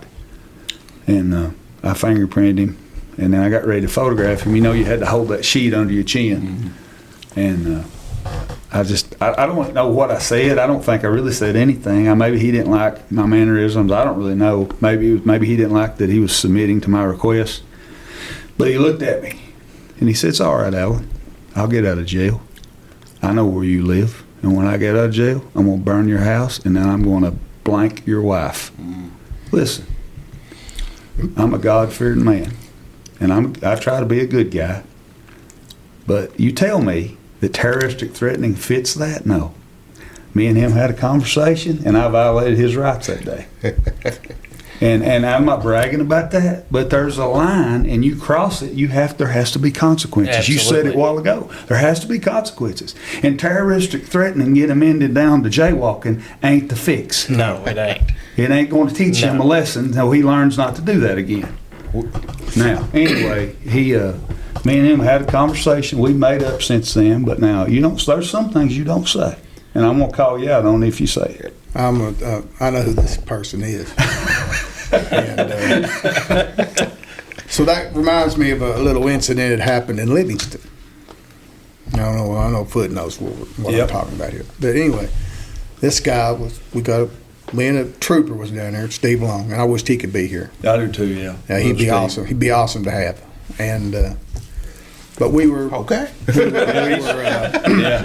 we were at the homecoming, Livingston homecoming. Foot knows what it is, and Big event. we're down there at the corner at where the elementary school used to be. It's a community center or something now, but right there next to the pool hall or whatever it was. But they said there's a guy giving a disturbance up the street here, raising all kinds of cane and whatnot. So me and Steve, we ease up there. It's this guy Foot's talking about. Got no shirt on, got a pair of flip-flops on, and a pair of jogging shorts. So we tell him what's going on. We place him under arrest anyway. So we get him down to the car, and he's a big old boy. He's a big old boy. And so we're trying to get him in the car. He's struggling a little bit, fussing, cussing, carrying on. And well, we finally get him in there with his foot hanging out the door. Well, Shirley was there. He said, "Get his hands in the car." It was at the pop. I ain't talking to him. Yeah, he was. Oh, yeah. But anyway, he's slamming the door. Shirley is. Yeah. And this guy's going, "Wow!" I mean, he's screaming like a panther, son. I go, "What in the world?" And every time Shirley slams that door, he's slammed it against his foot, against the frame of the car. Oh, No, it's wonder didn't break his foot. That's Finally got him in, got his foot in there. It's in Steve's car, by the way. And this is something that needs to be stressed. Yep. Good Very, point right very seriously stressed. No matter if they're naked, always search a person. Yes. Always. I don't care. So, we get this guy to the jail. Open the door. Get him out. A big Budweiser bottle of beer falls on the blacktop. Whoosh. He's in a pair of jogging shorts now. Bam. Hits the floor. Or hits the ground and busts. I said, "What? No, that ain't right." Well, we move him around a little bit. Move him again. Clank. Pistol hits the ground. And we had him handcuffed behind his back, but that don't matter. No. That don't matter. You talk about taking, oh my God. What could have happened here?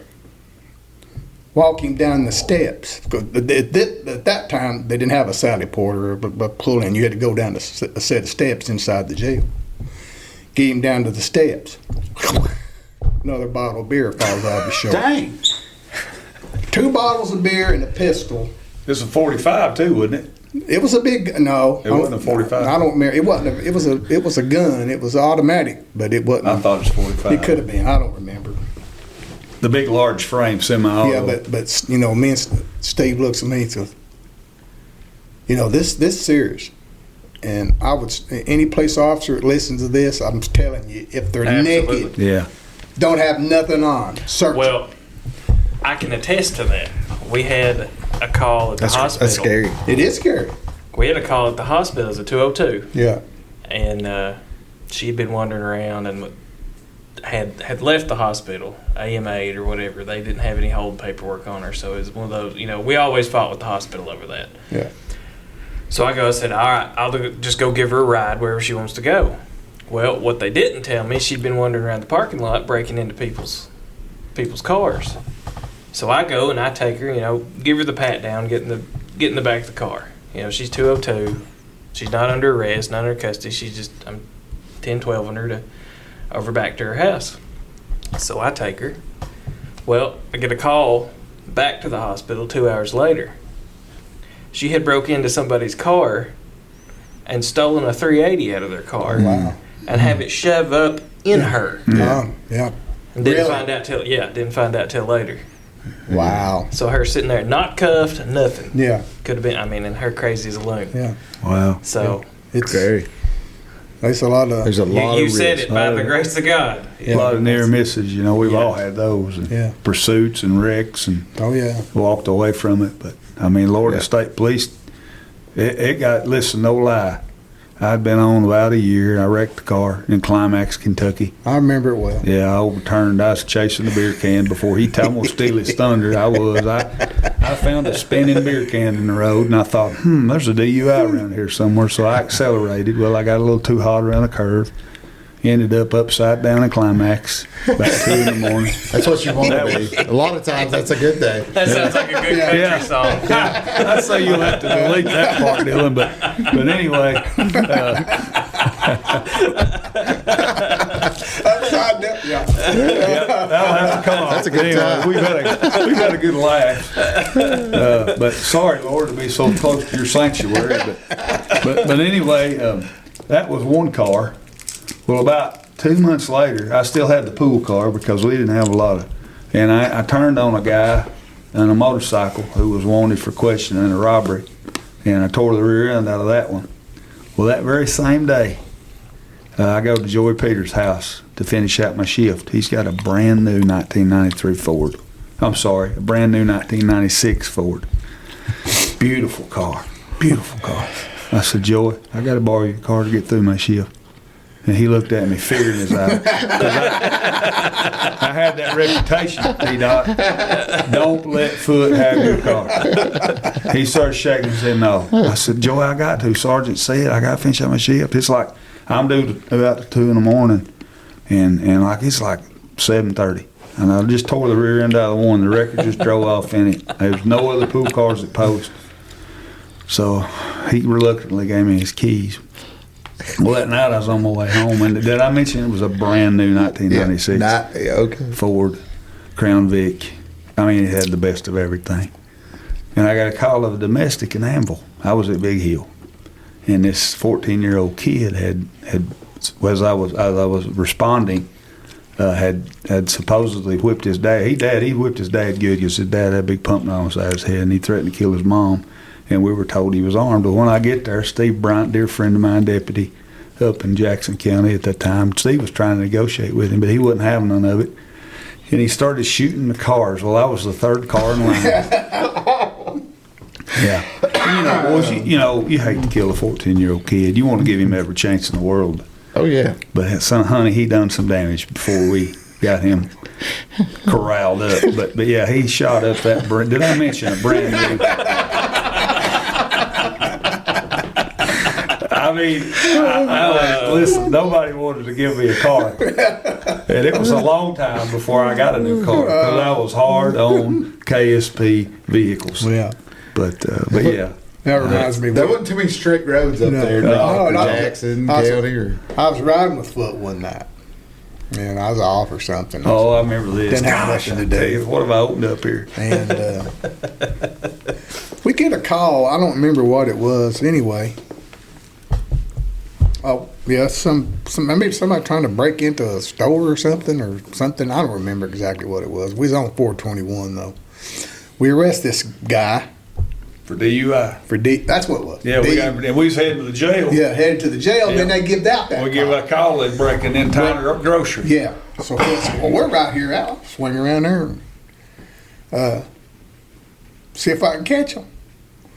I mean, we walked a mile away or Yeah, something. we wasn't far. We was on 30 going toward Boonville. Yeah, and we turned around. Sure enough, we'll get after this vehicle, and we're in pursuit. We've got the 1015 in the back seat. And of course, And let me add to this. 2 weeks before that, KSP had come out with a new pursuit policy. And it said, you shall. You know what shall is, Mr. Former Police Chief? You shall not pursue with a defendant in custody. yeah. Go ahead, tell your story. Foot broke that right then. So we were chasing this guy over the place, and we get into go over a hill down into a cow field or somewhere, and we don't know where. We have to ask the 1015 where we're at. Well, yes. I said, are we in Jackson or Alva County? I didn't know. This vehicle drives through a little. I mean, we go as far as we can go in the cruiser. No further we can go. Well, he whips in there, and Foot jumps out of the car, and I'm sitting there. I can't get out because I'm right up against the bank like that. You can't even open the door. And the 1015, we're just sitting back there having a casual conversation. Well, I wonder how he's doing out there. I guess he's all right. Finally, Foot comes walking back in, gets in the car. I don't know where they went. But anyway, we had to ask that guy. He said, do you know where we're at? Because I had to tell the director to come get me. I was stuck. Couldn't get out. So he's able to tell us. So I might have negotiated a little reduction of sentencing for him. He wasn't a prisoner anymore. Yeah, yeah. Another Wasn't a time, defendant. another one where we're sitting down at it's Mount Vernon, down at the bottom of the hill. They're coming off, 461 down, going towards the interstate. Yeah. Across the road there was the Countdown, with what it was then, but it used to be Godfathers and Subway. You know where I was Yeah, talking well, I about? know exactly where. But The Foot was building sitting- looks like it's falling down now. yeah, That's it the- probably is. There's nothing in it, but right there in the front of it was a big swag, like a big ditch, Yeah, big pretty ditch. big ditch, Big ditch. and Foot's sitting over there or something. I'm sitting there talking to him. Somebody gets in pursuit. Phew, they go by. Well, I take out and take off. You don't remember this, I don't guess. No, right? I didn't get to be a part of it. Oh, I know you- because yeah, go oh, yeah. ahead, tell your story. Anyway, we run. We finally catch this guy. And I look, I said, well, where Darren is? Where'd he go? He's run off. I guess he went home. Well, we come rolling back. Our Foot nose dive down in that big gully. That cruiser's hind end sticking straight up in there. No lie, buddy. Oh, there's where you went. I was sitting there down on my head, and listen, it's tough. When your buddies are in pursuit, you're sitting there incapable of doing nothing. Yeah, so well, it goes to that point. And I used to, when I train guys, I'd say, listen, when you first hear the word pursuit, or when you first turn your lights on and you see that car accelerate, and you become to the realization there's a pursuit happening, and I'm in it. Your heart rate has a tendency to go from like 70 to 150. Oh, yeah. And you've got to control it. You got to take a breath, settle down. Any high stress situation, if you're rolling in a building searching for somebody. I went on you guys will appreciate this too, because we've all done it. I went on an alarm drop one Thursday afternoon, and I mean, how many alarm drops have you been on? Nothing. Yeah. Thousands, nothing. That's nothing. Wind or the storm or Easiest lightning. thing to get complacent. on. Absolutely. Yeah. Well, I go in this. I meet this woman. She said, "I come home, my garage door's open." Okay. She said, "I'm going through a divorce." Okay. So I'll go through and check the house. Well, I was meandering through the house. I thought, well, this woman, I didn't know her, but I said, she just left her garage door up. She didn't close it on the way to work. So I'm meandering through the house. I'm looking in the bathroom. I'm spending a little time, because I'm still relatively young, but exactly complacent. I go in the bedroom and I raise up she's got her bed made and it's overlapping the mattress and the box spring. And I raise up the bed cover, and there's a hand underneath the bed. And I went, I know if you'd had a video on me, that was my Barney Fife moment. Looking for your bullet. I was like, whoa. So I just took a breath. I stepped out of the room. I got on radio and I kind of whispered, Richmond, send somebody this way. And then I went over and stuck my gun in that guy's face and drug him out of there. But a month later, and it's why I appreciate police so much, because I know how ungrateful of a job it is. Same woman. I get a call one night on Saturday night. It's from her friend, a woman, her friend. And she says, and I didn't realize it was the same woman. She says, my friend had, she just left my house. We were playing cards. She went home. And there's a certain code word that we have that tells me that she's in danger. And she called me and gave me that word. She couldn't talk, but she gave me that word. And I'm like, okay, I'll head down there and do a welfare check. Well, I knock on the door, and I swear they're the thickest doors to this date that I've ever knocked on. Couldn't budge them. There was nothing in the house. Couldn't see nothing. The garage doors were sealed. Couldn't tell. Called my sergeant down there. Man, what we do? This woman's convinced that this woman's in trouble. So Dusty Hahn, old buddy of mine, he got there. He went around the back side of the house, and the curtains were about a foot short of the floor. And he got down on his hands and knees. He looked in the bedroom, and he said, "There's a woman who is she's bound behind her back. She's bound over her mouth, and she's bleeding. And there's a guy standing over with her with a baton." I'm like, okay. So the sergeant says, well, boys, we can't call the special response team because you're looking at 4 to 6 hours arrival. Yeah. He said, we got to go. And I mean, so I beat on that door. And listen, I've seen all them cool Miami Vice documentaries that you all have, but it don't work at it. I couldn't bust that door. So the easiest way that I found to get through this door was I took my asp and I beat out her glass patio door. Mm-hmm. And I thought, well, Lord, no tactical approach on this one, you know. There's no tactical surprise. I beat on it for like 45 minutes to get in it. So we go in, and Steve, I wasn't my buddy, but he said, you go first, Foot. And I said, well, why do I got to go first? Because I'm thinking, he's going to shoot the first dude that comes through that door. He says, you go first. I said, why do I got to go first? He said, because you're big, you soak up rounds. He was thinking the same thing. We go down that hallway, and I've got my gun up, and I was thinking, it's on right here. And I kicked that door in, and that dude looked at me. He was so surprised, and I'm thinking, dude, you're the dumbest criminal in the history if you ain't heard my approach. So I tackle him, we arrest him, we send her off to the hospital. She stays a couple days. He treated her pretty bad. He beat her up pretty bad. And being handcuffed and bound, not handcuffed, but being duct taped behind your back and over your mouth, it's probably not going to end well. He's not going to turn you loose and say, don't tell on me. Right. No. Probably going to kill her. So I felt like we did some good that night. We high-fived it. She went off the hospital, and we charged him with pretty severe charges. Well, about a week later, I was at post, and I saw her come in the lobby. And I thought to myself, I bet she's coming to thank me for saving her life. I just know she is. Well, my sergeant, who happened to be there that night, goes out and meets her. And I can tell the conversation is heated up. And I'm like, what in the world? Why did you make her mad? She's come to commend me, and you're running her off. I'm expecting, Expecting something out of this, man. I saved her life. Well, he comes back in there. I said, what was that all about? And he said, man, he's cussed. He said, you won't believe it. She was coming to complain on you for beating her door out.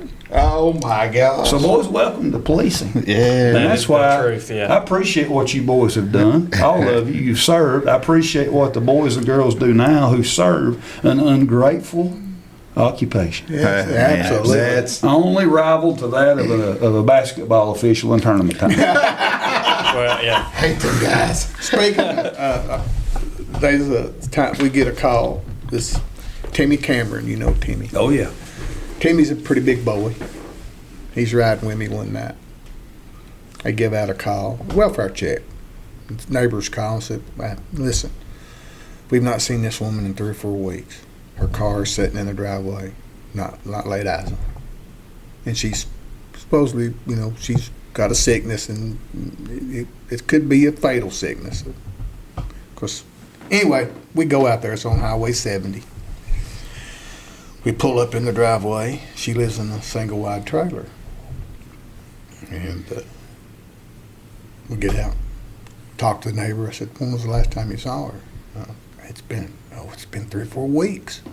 We know she's sick. There's something wrong. I said, okay. So we go up, we beat on the door. Bam, bam, bam. Timmy goes around the back, beats on the back door. Bam. We go around the trailer, just beating on windows and everything. No one comes to the door. I said, well, if she's in there, we probably need to go in. She may be, maybe she can't, call for help or anything like that, or worse, she could be deceased. So Timmy hauls off, kicks the door. You know how trailer doors are. I mean, it tears it plumb off the hinges. There's nothing left, just to open it. So we go in there, all the lights are out, and we go through, and we flicking lights on, and I open the bedroom door, and I flick the light, reach around and flip the light. And she sat straight up in the bed. What in the world's going on? I said, are you okay? She said, yeah, why not? What makes you think I wouldn't be okay? I said, well, the neighbors called and said they hadn't seen you in 4 or 5 weeks. She said, well, ain't nothing wrong with me. I said, did you hear us banging on the trailer? Knocking, hitting the door and stuff? No. I said, okay. She gets up out of the bed, gets her nightgown on, comes in there. First thing she says, she walks up, who's going to pay for that door? Yeah. Yeah. That's the way it is. No. Me and Timmy cobbled it up the best we could, but, she was upset.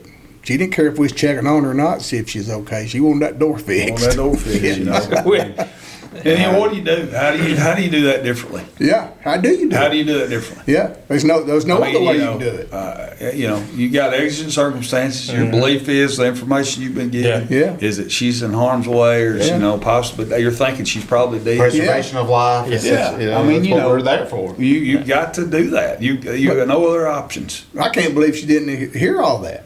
I used to get tickled, and I still get this. Tell your buddies to not cut my gate if they're going to go in and cut marijuana. And I'm like, how do they know to call you? Yeah. That's I mean, it funny. ain't like, I hear that a lot. I'm like, well, they could go to okay, so we're supposed to send a fleet of troopers to the courthouse to determine who owns that property. And then I guess Google the name and for a number to call you and say, hey, man, is it okay to go through your gate to cut the marijuana that's on your farm? I mean, some of the stuff people comes up with. Be glad we're getting it off of there. Yeah. That's why it's good for stuff like this. Kudos to you guys to bring it in, because it helps us kind of it's therapy for us. Yep. Yeah. To talk about the absurdity that we deal with, and you'll deal with probably absurdity more as a police officer than you will as a veteran. And I know that any branch of service has its bureaucratic nonsense. But the people you serve and the people you deal with and the people you work for, it wears on you over time. And so kudos to you all for doing this stuff and letting people come in and chat. So Yeah. when I was going through, some therapy and stuff, when I, going through some craziness there, they talked about that. The military they go for 9 months.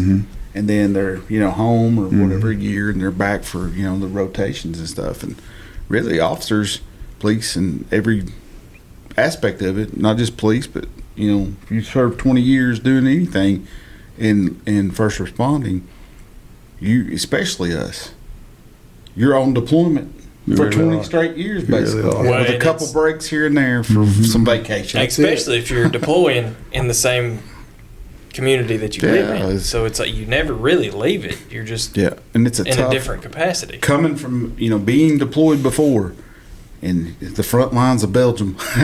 Yeah. With Daryl's at With the it. Moroccans. But it's a huge difference there. Yeah, that's stressful and it's scary. And I know the guys that went and shot up and got that's a different story. Yeah.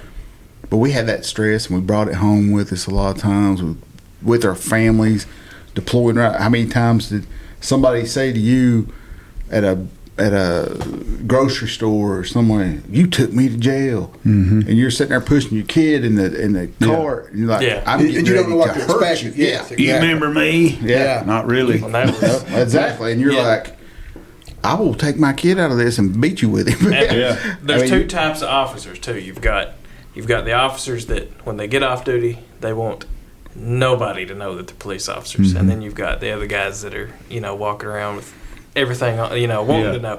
But I was always like, I don't want anybody to know. But they for knew. one, I don't want to have to work while I'm off duty, and then for two, I don't want people to know who I They am. know us. I find people tend to know that you're a police Yeah. officer, whether you present it to them or not. That's true. And I'll tell you a perfect example. Me and Karen, when we got married, we went on the honeymoon. Guess where we went? Kings Island. Anyway, Boy, that's Big spender. well, my brother-in-law at the time was a bride programmer at Kings Island, so he do the road. He done Yeah. all kinds of stuff. so you got a good Smart. deal. Oh yeah, smart as hell. I'll get you in free. Come to the back gate. I'll open the gate. Come on in. So anyway, Real big Big spender. Stay at Great Wolf. You better hush, man. Karen's going to hear this. And I love you, Karen. No, that was probably like gold to her. Oh, we don't have to spend no money. Oh, yeah. I mean, yeah, Yeah, she said, "Don't say nothing that's going to get me in trouble at home." So you've already done it. Anyway, The CBO will be all right. yeah, I always tell her that you got to bypass Congress sometimes. yeah.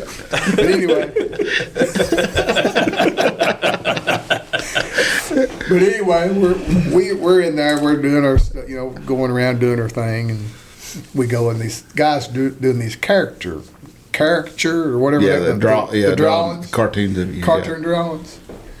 So I said, let's get one of them. And still hanging up today back there in my little bedroom. So we go sit down, and that guy says, he looks at me and said, I know what you do for a living. I said, what's that? He said, you're the police. I said, what makes you think that? He said, you just got the look. Yeah. It's a demeanor. It's kind of got that $1,000. Well, you know, You got that hateful ass look. Well, you know, most of us wear a watch or some kind of, you know, you got an insignia of a fallen brother. Yeah. You know, most of us tuck our shirt in and line our gig line up, or at least when we're, you know, there's just certain indicators. Most of us wear a cap, and we know how to wear a cap. You know, it ain't no flat bill. For any of you new generation, It ain't like police that. officers wearing a flat bill. Correct that now. But you know, I mean, there are certain indicators. But I'll be honest with you, just Thursday, man, I was in Bullitt County, and I was leaving, and some guy said, "You must have been a trooper. You look like a trooper." Well, a long time ago I was, but you know, it makes me feel good. Yeah, it does. You know, I mean, I'm okay with that. But Chad, and I'm getting ready to design a class to teach court security about off duty. You know, there's a lot of police that get killed off duty. Yeah. You know, and so when do you intervene, and when do you just get your Be a good notepad out witness, and yeah. be a good witness? No. So I'm designing that now with some of the stuff we talk about, because man, your danger level skyrockets off duty, Absolutely. because you really in the force continuum you've maybe only got two factors. Yeah. You know, that's your ability to de-escalate, or hopefully you're armed Yeah. for an armed encounter. But I mean, it's a difficult parameter to operate under. Yep. You don't have that tool belt full of You don't. Well, you know, and pepper that's, or a taser or handcuffs to, you know. And you don't have the luxury of having somebody there Yeah. to back you, you know, unless some of the citizens. And the you worst can't- thing you could do is Yeah. probably take somebody to the ground by yourself, because Yeah. you don't know who they're with. That's right. Exactly. Yeah. So, That's exactly so right. off duty is maybe a good witness stuff. There's time and less life, and you know, Yeah. I kind of want to hear your class now. Yeah, because yeah. that's Well, you know, that'd I'm be a just good one. I got formulating in my mind. And The just- refresher stuff for us, you know, I went to the academy in 2002 and 3.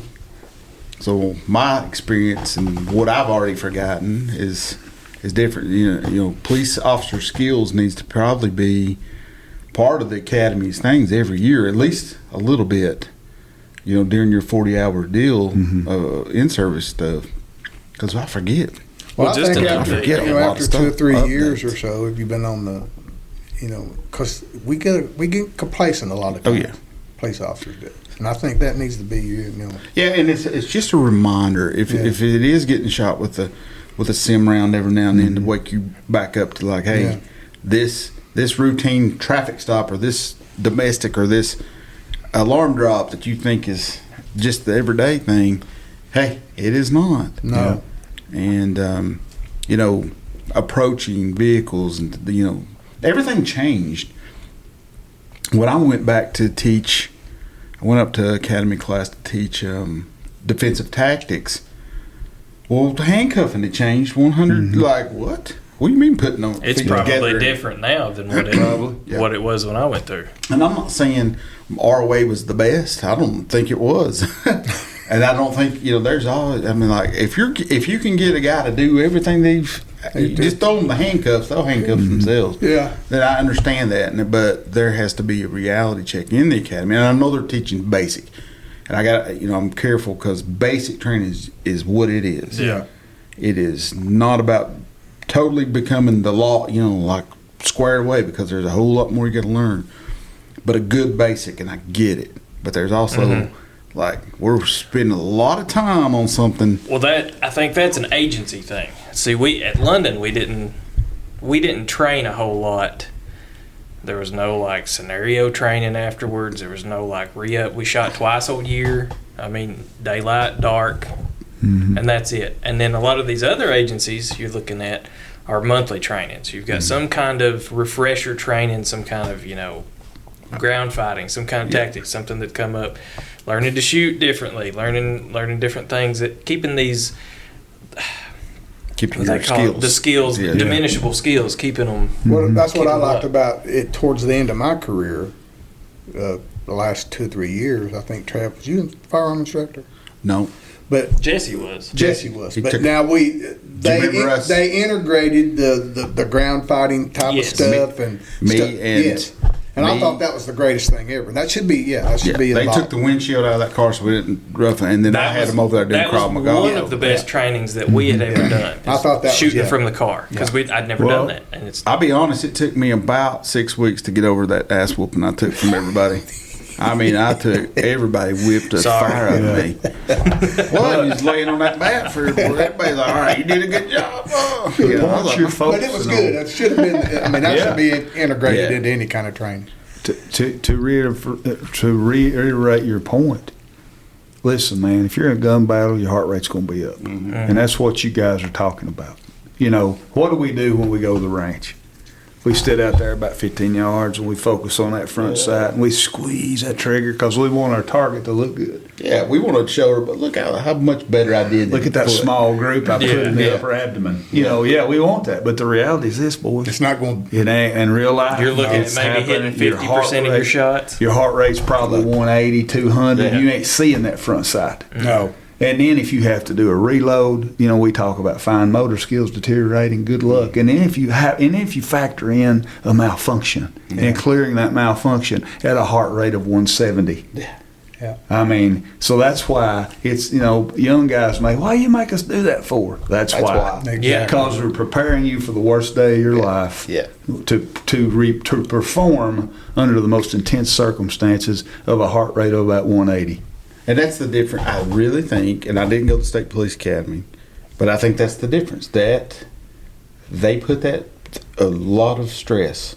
Well, it kudos Physical to stress. DOCJ too. I mean, all of our Yeah. police academies. Oh, they do great, induce but I think yeah. that was the difference of it is a lot of city agencies and, you know, have a lot of backup, but y'all were training, you're by yourself Yeah. on every call. And they put that physical stress because that you can't go out and fist fight, or I can't go out and get an actual gun battle with you to simulate that stress that it's going to be. So how do you do it? Physical stress. You get that heart rate up, and then you go function a skill. Because that's the closest we can get to that is by getting you winded and getting your heart rate up by And physically, like doing push-ups, making you Yeah. sprint out, do something.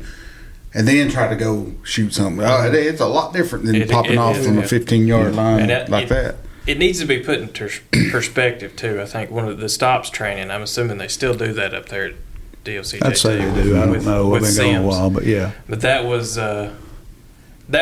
puts things into perspective because you're being a police officer. You're a superhero for the most, and you think you're bulletproof, and you're not. You don't ever think you're going to get shot at. You don't ever think you're going to get shot. You go through that stops training. And I remember, I'll never forget it because I was like, I always thought in my head, your feet are the first ones out. You're going to be able to do all that. The second scenario I went through, I popped my door, leaned my head out, and the guy that was in our class, he could shoot the wings off of a gnat. Mm-hmm. And he shot me right in the eye through the crack of the door. I said, well, I'm done. Yep. I didn't even get to get out of my car. So, that right there puts it into perspective for you that it don't matter. There's... Yeah. I'll tell you a quick funny story on me. You remember when we all went through rapid deployment again? I don't know if y'all did, or, when they hosted all that stuff. And I had to go over to Whitesburg, me and Joe Smith. And final day, you've done all the tactics and ran through and you did all your searching and all that. So they came in, they didn't tell us where the subject was on this active shooter. You go to stimulate, but they come around to let you know to speed it up, and they would pop off them sim rounds and just get you to chase them to speed up the scenarios, to the slow search. Here I am. This dude comes around. He was an officer up there at Whitesburg or somewhere.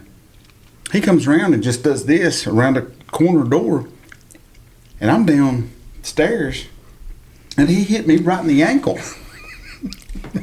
Just boom, like But that. right to get there, us to you're run out. it. You're I'm out. out. He said, they were like, no, you don't get to get out there. But I was like, oh my gosh, how lucky. And that's the way it is. Yeah. You can get taken out just like that by a stray, Yes. just accidental just to have like, here we are, and that's how quick you can be out of the fight, or I'm like, it's just an ankle. Let's go. They were like, you're good. That's a pleasure. Let's go. But I remember thinking, I'm out before I started, and that could happen. Yeah. So be mentally prepared to go, and anything could happen. And my stress level went way up then because I was like, that hurt. And then you running up them steps and trying to find wherever that was, and all those tactics that you've been practicing all week, it was like really quickly diminished. Yeah, right because of that stress. Mm-hmm.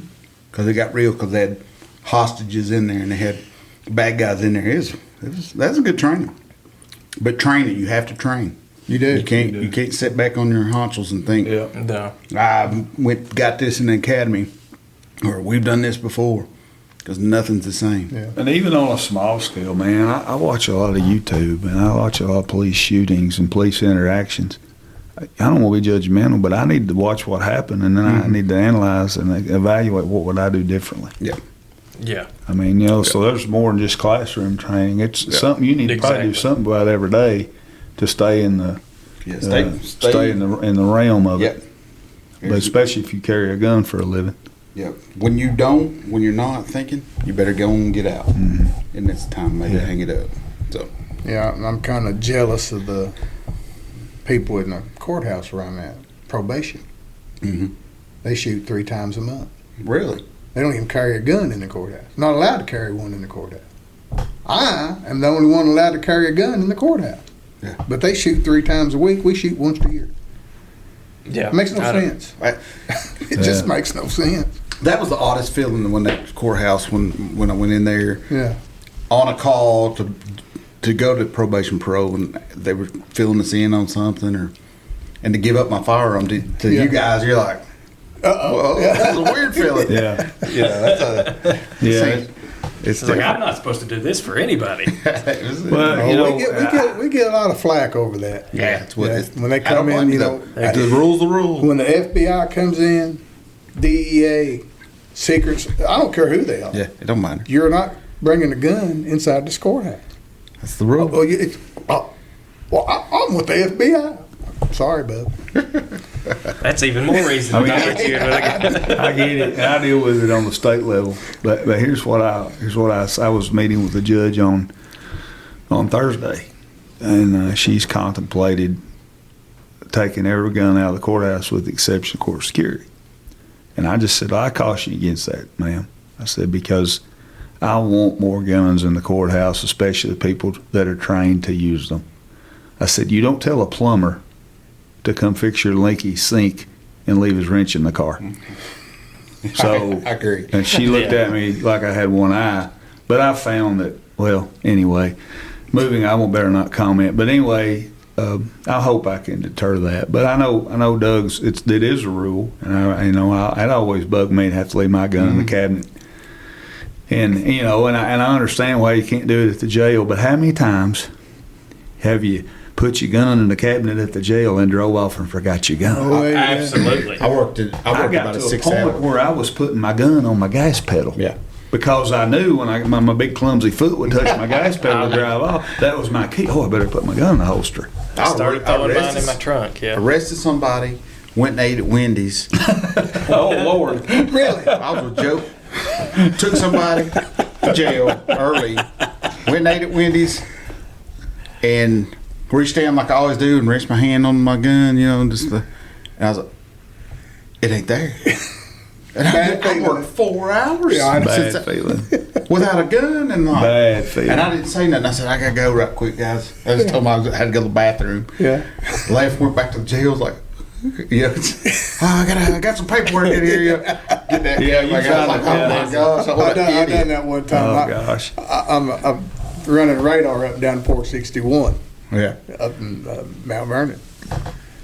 This car, I made it. It's running like 90 mile an hour. I said, whoop, that's good. So I lock him in. I whip around. Whew, boy, I take off. Get him pulled over, and I get out of my car. Get all situated and everything. Well, he steps out. Person does. He comes, he gets back to back, about the trunk of his car, and I'm at probably the hood, front end of the hood of mine. He said, hold up there. I said, what? Stop. I said, What? He said, I need to ask you a question. I said, yeah. He said, where's your gun at? Oh, no. First words out of his mouth. I said, Yeah. Have a good day. yeah. Be careful. When I he flips see out it, a badge, he said, I'm with the ABC, Alcohol Beverage Control. Yeah. And his big, I know who you know, his guy, big rough husky feller. I know you remember who he was. He's from Somerset. Oh.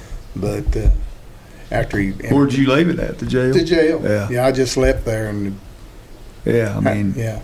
That's I get easily it. done. It's very easily done, you know. So- and I get it, but it's tough. But I was thinking, you know, I figured you guys might ask my most embarrassing police story, and I was. Well, we hadn't yet, but since you Well, since you mentioned it, Travis alluded to it. Doug alluded to it. When the public figures out you ain't got no gun on, that's pretty humiliating. yes, Mine, I don't know. I mean, I forgot my gun, but I always managed to figure it out before anybody else did. I think, best I remember, maybe I didn't. No, when I was in Metro's Police Academy, I drove all the way from Mount Vernon to Lexington Metro Academy and forgot my whole gun belt. oh, Yeah, I got That's real- probably the reason they said you're not going to pay Probably, him. that led to the file of dismissal. But anyway, I was running radar on 75 northbound, and I stopped a guy between the 90 and the 95, and I got his license, and I set his license in my lap while I typed his ticket, and so I got done typing his ticket, and I looked for his license, and it had evaporated. Don't know where it went.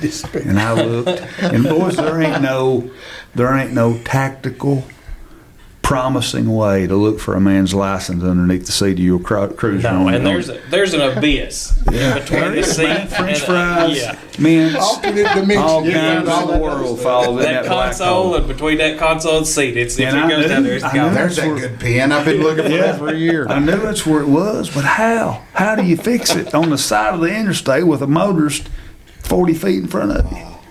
I looked and I looked and I tried to look up, see if he was looking in his mirror. I know he was. And he's thinking, man, Barney Fife stopped me. I never found it. I walked up to his car and I said, buddy, listen, I'm just going to be honest with you. Here's your ticket, by the way. Slow down. I've tore it up. Yeah. I probably would. You're Then I know. Then I that said, activity, baby. I've temporarily misplaced your license, but I will find it and I'll mail it to you. You be careful. He was a little bit aggravated, and rightfully so, but That's so Yeah, I that got a was, ticket and it's going to cost got a me ticket. Because $100. it tore $26 to get his license. if you knew how hard it was for me to learn to do e-citation, you would appreciate that. I mean, that was tough. And then hit print, and then you hoping your printer works. Oh my It wasn't a gosh. smooth transition for me. I hope it was for you, I fellas. went no.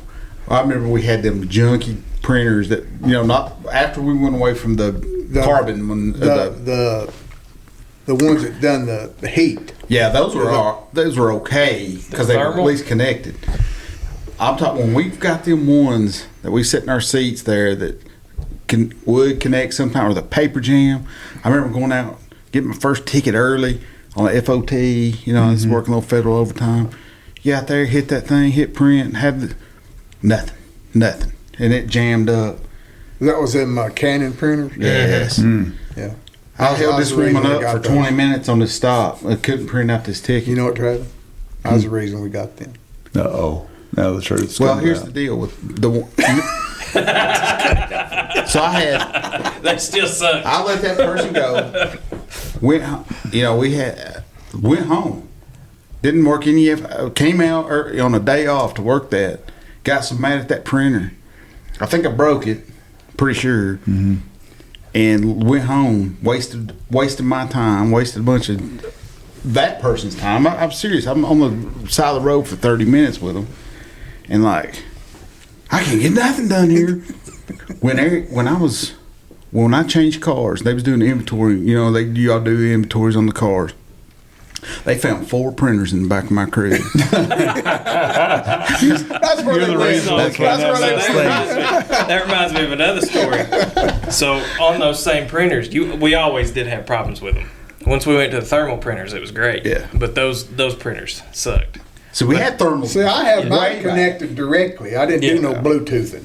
I ended up connecting them, Yeah. but I went through one that didn't work. Lee got me another one. He probably pulled it out of one of the 4 that came Yeah, out of your probably. car. Guaranteed. And this is how I know it probably came out of your car.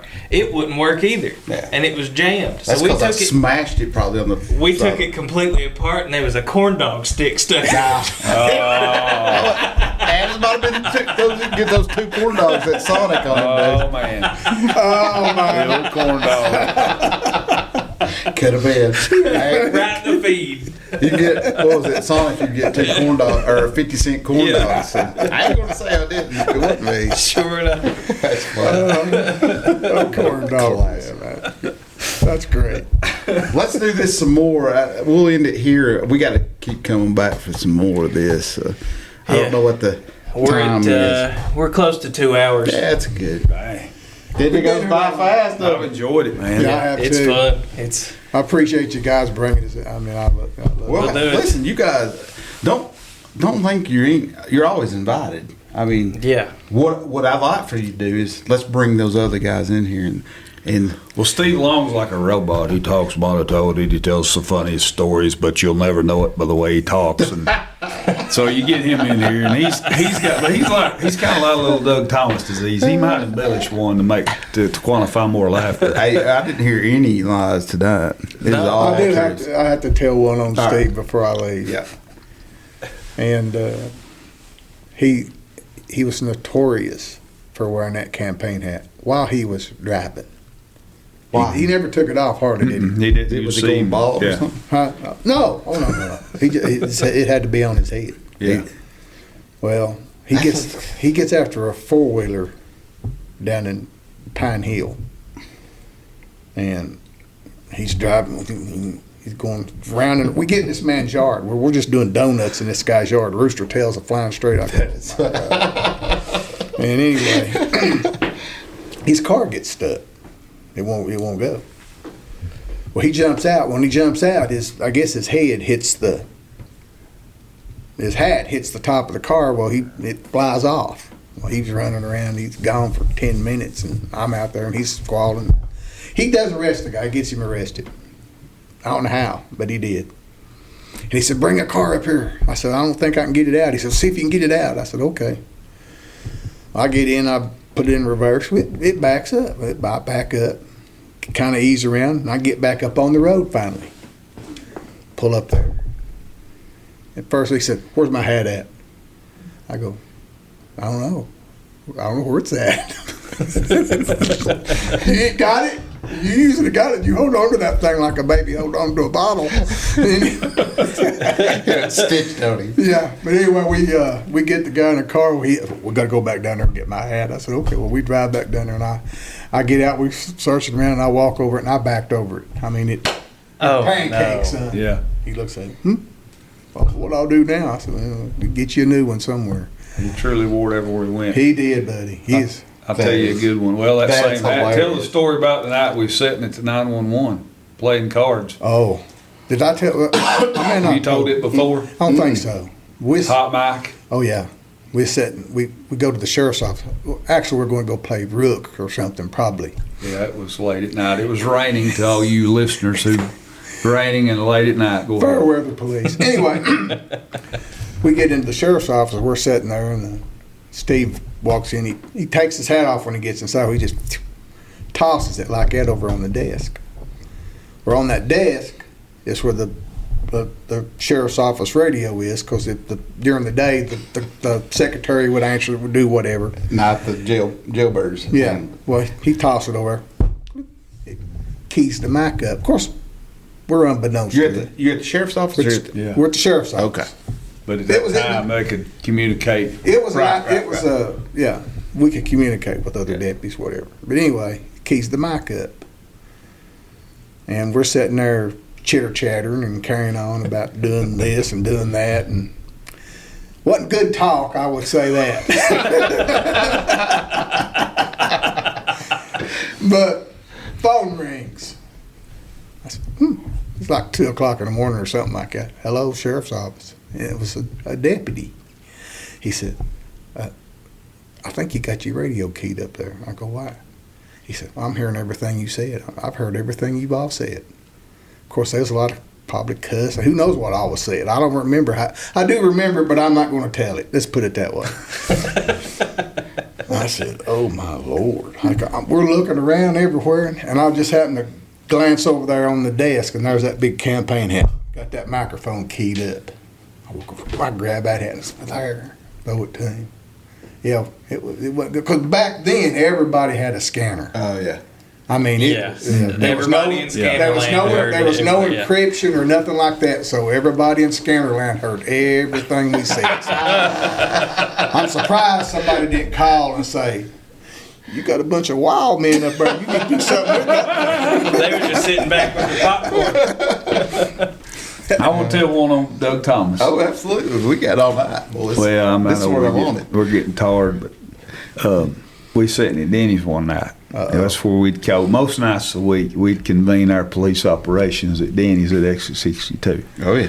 And we all had the same things we'd order. Mine was a sampler. You couldn't beat them Denny's chicken strips and cheese sticks, buddy. Listen, heaven. But anyway, we was sitting there, and Doug was monotonous for. I mean, he was just he would dip right there. Well, that night he was dipping in a Denny's cup. Now you know where this is going. Yep. And this is a tribute to our old dear friend, now deceased buddy, Jimmy Silver. And Jimmy was the gang leader. He'd mentored a bunch of us. We'd all sit around this table. It was a round table. If you go there to this day, it's a Mexican restaurant, but that booth is still there. Awesome. And Jimmy always sat in the same spot, and we'd fill in around him, and we'd laugh and talk. And well, Jimmy got done eating, and I believe he liked, was it Dr. Pepper? Yeah. He loved Dr. Pepper. Well, Dr. Pepper kind of looks like amber. Old Jimmy drunk. He was thirsty. He was eating. I think he Moons Over My Hammy was his favorite meal. Moons over my head. And you go to Denny's? And he was drinking, and he reached and he grabbed Got the wrong cup. He got the wrong cup, and he turned it up and down it went, and he went, "Oh, Doug." And we started laughing. Jimmy didn't like to be the butt of the joke. Never did like to be the butt of the joke. But boy, the joke was on him. Oh, Doug, I'll kill you. No, what he said, if it hadn't been anybody else, I'd have killed him. I'd have killed him. Yeah. Oh, Doug. Yeah, he said it 2 or 3 times. That's hilarious. It was bad, but yeah, that was a. Oh, Bubba, he quit drinking the cup that the restaurant we eat in. He quit using that for a spit cup. Bring a bottle in from now on. That's Yeah. That's awesome. that's awful. But hey, listen, I appreciate you guys Yeah. letting me come on. I Yeah, really We've do. enjoyed it. We've Yeah. got to sit back and kind of just listen to the caterwauling. Yeah. Well, this I love dude it. here, man, I'm proud to call him my friend. Yeah. We were buddies. I used to. I'd court till he was a desk before he was a deputy. He was like the cashier at Carter's Market. Night clerk. He was the night clerk. He'd roll in at 11 and work till 7 in the morning, and I'd court till Friday night. And I used to think of reasons to leave my girlfriends early so I could go up and hang out with Bubba at Carter's Market. And I'd sit with him 2 or 3 o'clock in the morning. We'd laugh and make fun of each other. But man, this guy's been my buddy for years, long time. We've been through a lot together, and I love him like my brother I never had. That's awesome. I love you too. I mean, I tell him that yesterday. We rode 4-wheelers yesterday, and about every time I leave him, I tell him I love him. You know, that's just he taught me a lot about dealing with people, and and I know he did you fellas too. Just the interaction, social interaction. He's one of the best right there. I appreciate all the kindness. I really appreciate it. Listen, this has been fun for me. Yeah, I've got to enjoyed shut it. up too, and that's Yeah. rare for me. I know. Sorry, everybody. Sorry, Karen. But this is what I wanted. This is you guys. This is what it's about. And I love getting out of just what we know, because I don't know all.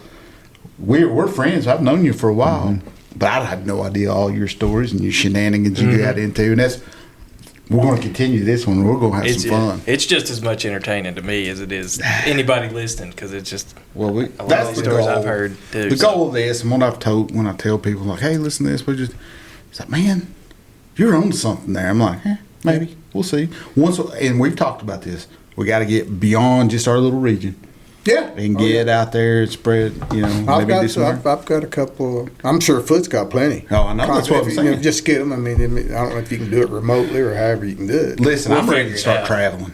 I'm ready to start getting on the road with it and going to where they're at, so they don't have to, drive all the way here or something. There's And- one I'd like to get on here, and I don't know how Darren feels, but Greg Brown. Yeah, he good storyteller. Oh my gosh. Yeah. Yeah, I could tell one right now. I mean, you'd laugh your hind end off. Will he come on? You think? Oh I believe yeah. he, oh yeah, I he- believe he would. Well, let's save him then. Yeah. And that, I'm just as content, y'all, to sit right here without this mic in front of my face. Hard to believe. And just listen to that and let you all have it. And that's what's fun about this. Yeah. Because I don't know everybody's story and I want to hear it. Just as much I like telling stuff and hearing it, I just want to sit back and just enjoy it and laugh Yeah. at you. Because there's some we get into stupid yeah. stuff. I met a couple guys down at Fletsy, and one's a retired Louisiana state trooper. We got Oh my God! I mean, hey, We got to he figure it out. could, he could bring you to tears laughing, and just like that. But Does he have that Cajun accent? not real bad, No. but you could tell he's from. You can tell he's from the South very much. So that's the goal. Let's just we'll keep bringing them in, and y'all. It'd be cool. We don't have to be the MCs of it. We don't have to sit here. We can just do it. Y'all can do it. We'll just put it on there. I'm old. I only know about 3 stories, and I've done told them twice tonight. So I've about reached my limitation. But I'm scared to death. You've got plenty, That's what frightens me. but you got to be careful with the ones you take. Yeah, I know. yeah. What scares me, It can Is- always be edited out. Yeah. Oh, that's true. we get old, and nobody, the next generation behind us, they'll never hear these funny stories that they can build off of and help their career, or just who we really are as people, not just that badge that we wore. Yeah. But we're Well, I human too. I was telling Hammer up at the courthouse the other day, I said, I don't know nobody at the PD. Mhm. I said, do you think they remember who I am? Do they know who I am? Probably not. So that's really sad in a lot of ways. It makes you feel, because of course you gain a lot of friends. Yeah. The friends you used to work with, they're there, but the new Yeah. guys. Well, they say you're relevant once you retire. You're relevant for about 6 months, and then that's it. Yeah, I mean, I agree. Then you're gone. I agree with And that's that. and that deep in your heart, you're like, that hurts because It does. I gave them so much. I broke bones, bled for them, Yeah. cried. Well, that's the cool it's thing tough. about what you guys are doing. It gives you to pay tribute to people who've gone before us. Yeah. We talk about Jimmy a lot tonight, but we honor Jimmy. Yes. His wife Nancy still mourns his loss, but I mean, we honor him. Yeah. I tell you an example that backs up what I'm saying, and this goes to all of you. You didn't know, this is a state police story, but you can insert London PD, Laurel SO, whatever you want to insert, because guys have paved the way and established the lines, the rules of engagement, if you will, long before we did. So Absolutely. this is a way to pay tribute and homage to them. But I was over on 577. It was on a Sunday afternoon, and I turned on you all know what a drunk looks like. I'm talking to a bunch of seasoned professionals here. He had that red face, that cigarette dangling, Oh yeah. And I met him. And to me, I tried to be a drunk hunter. And Sunday afternoons was my best time. Friday, Saturday night was good, but I'm telling you, Sunday afternoon was. Anyway, I met him, and I turned on him. Old Kirby's, 577, Old Kirby Road. Well, I sped up about a mile and a half, couldn't find him. I know he turned off, so I turned around, went back, circled back to check on him. And I rolled up on a driveway that had a trailer that ran perpendicular to the road, parallel to the road. It was even with the road. And the driveway was gravel, and there were skid marks going in the driveway. I thought, well, there he is. Well, I wheeled around, and I pulled in the driveway, and sure enough, there's the vehicle that I turned on. Well, I'm young, I'm hunting a DUI, and in my opinion, he ran from me. I knock on the door. Guy opens the door up, and he says, "Hey, trooper, how can I help you?" I say, "I need to come in." And I look, and I see the guy I just met moments earlier sitting on the couch, breathing heavy. I said, "I need to talk to that guy." He said, "Well, come on in." So I gave a field sobriety test in the living room of that house. Now I know I've got a former major and a former chief, and you're going a sergeant. And oh my God, what are you doing? But I'm a trooper. I'm hunting a DUI. Well, I gave him a field sobriety test, and I said, "Sir, you going to jail for DUI?" Well, the guy that opened the door and his 6 friends, they were playing pool and cards, they were drinking. He said, "Buddy, you ain't taking our friend to jail for DUI." Now, I'm one guy, and I ain't Chuck Norris. I can't whip 3 men. I can't whip 2 men. This is escalating to You got to have the Ron White mentality. Yeah. I don't know how many it's going to Yeah. take, but I know how many they're going to use. Exactly. and everything that I teach was defined in that moment right there, because they're watching me and I'm watching them. And it's probably the only Clint Eastwood moment I ever had in my whole career. But I'm scared to death. You talk about fear a while ago.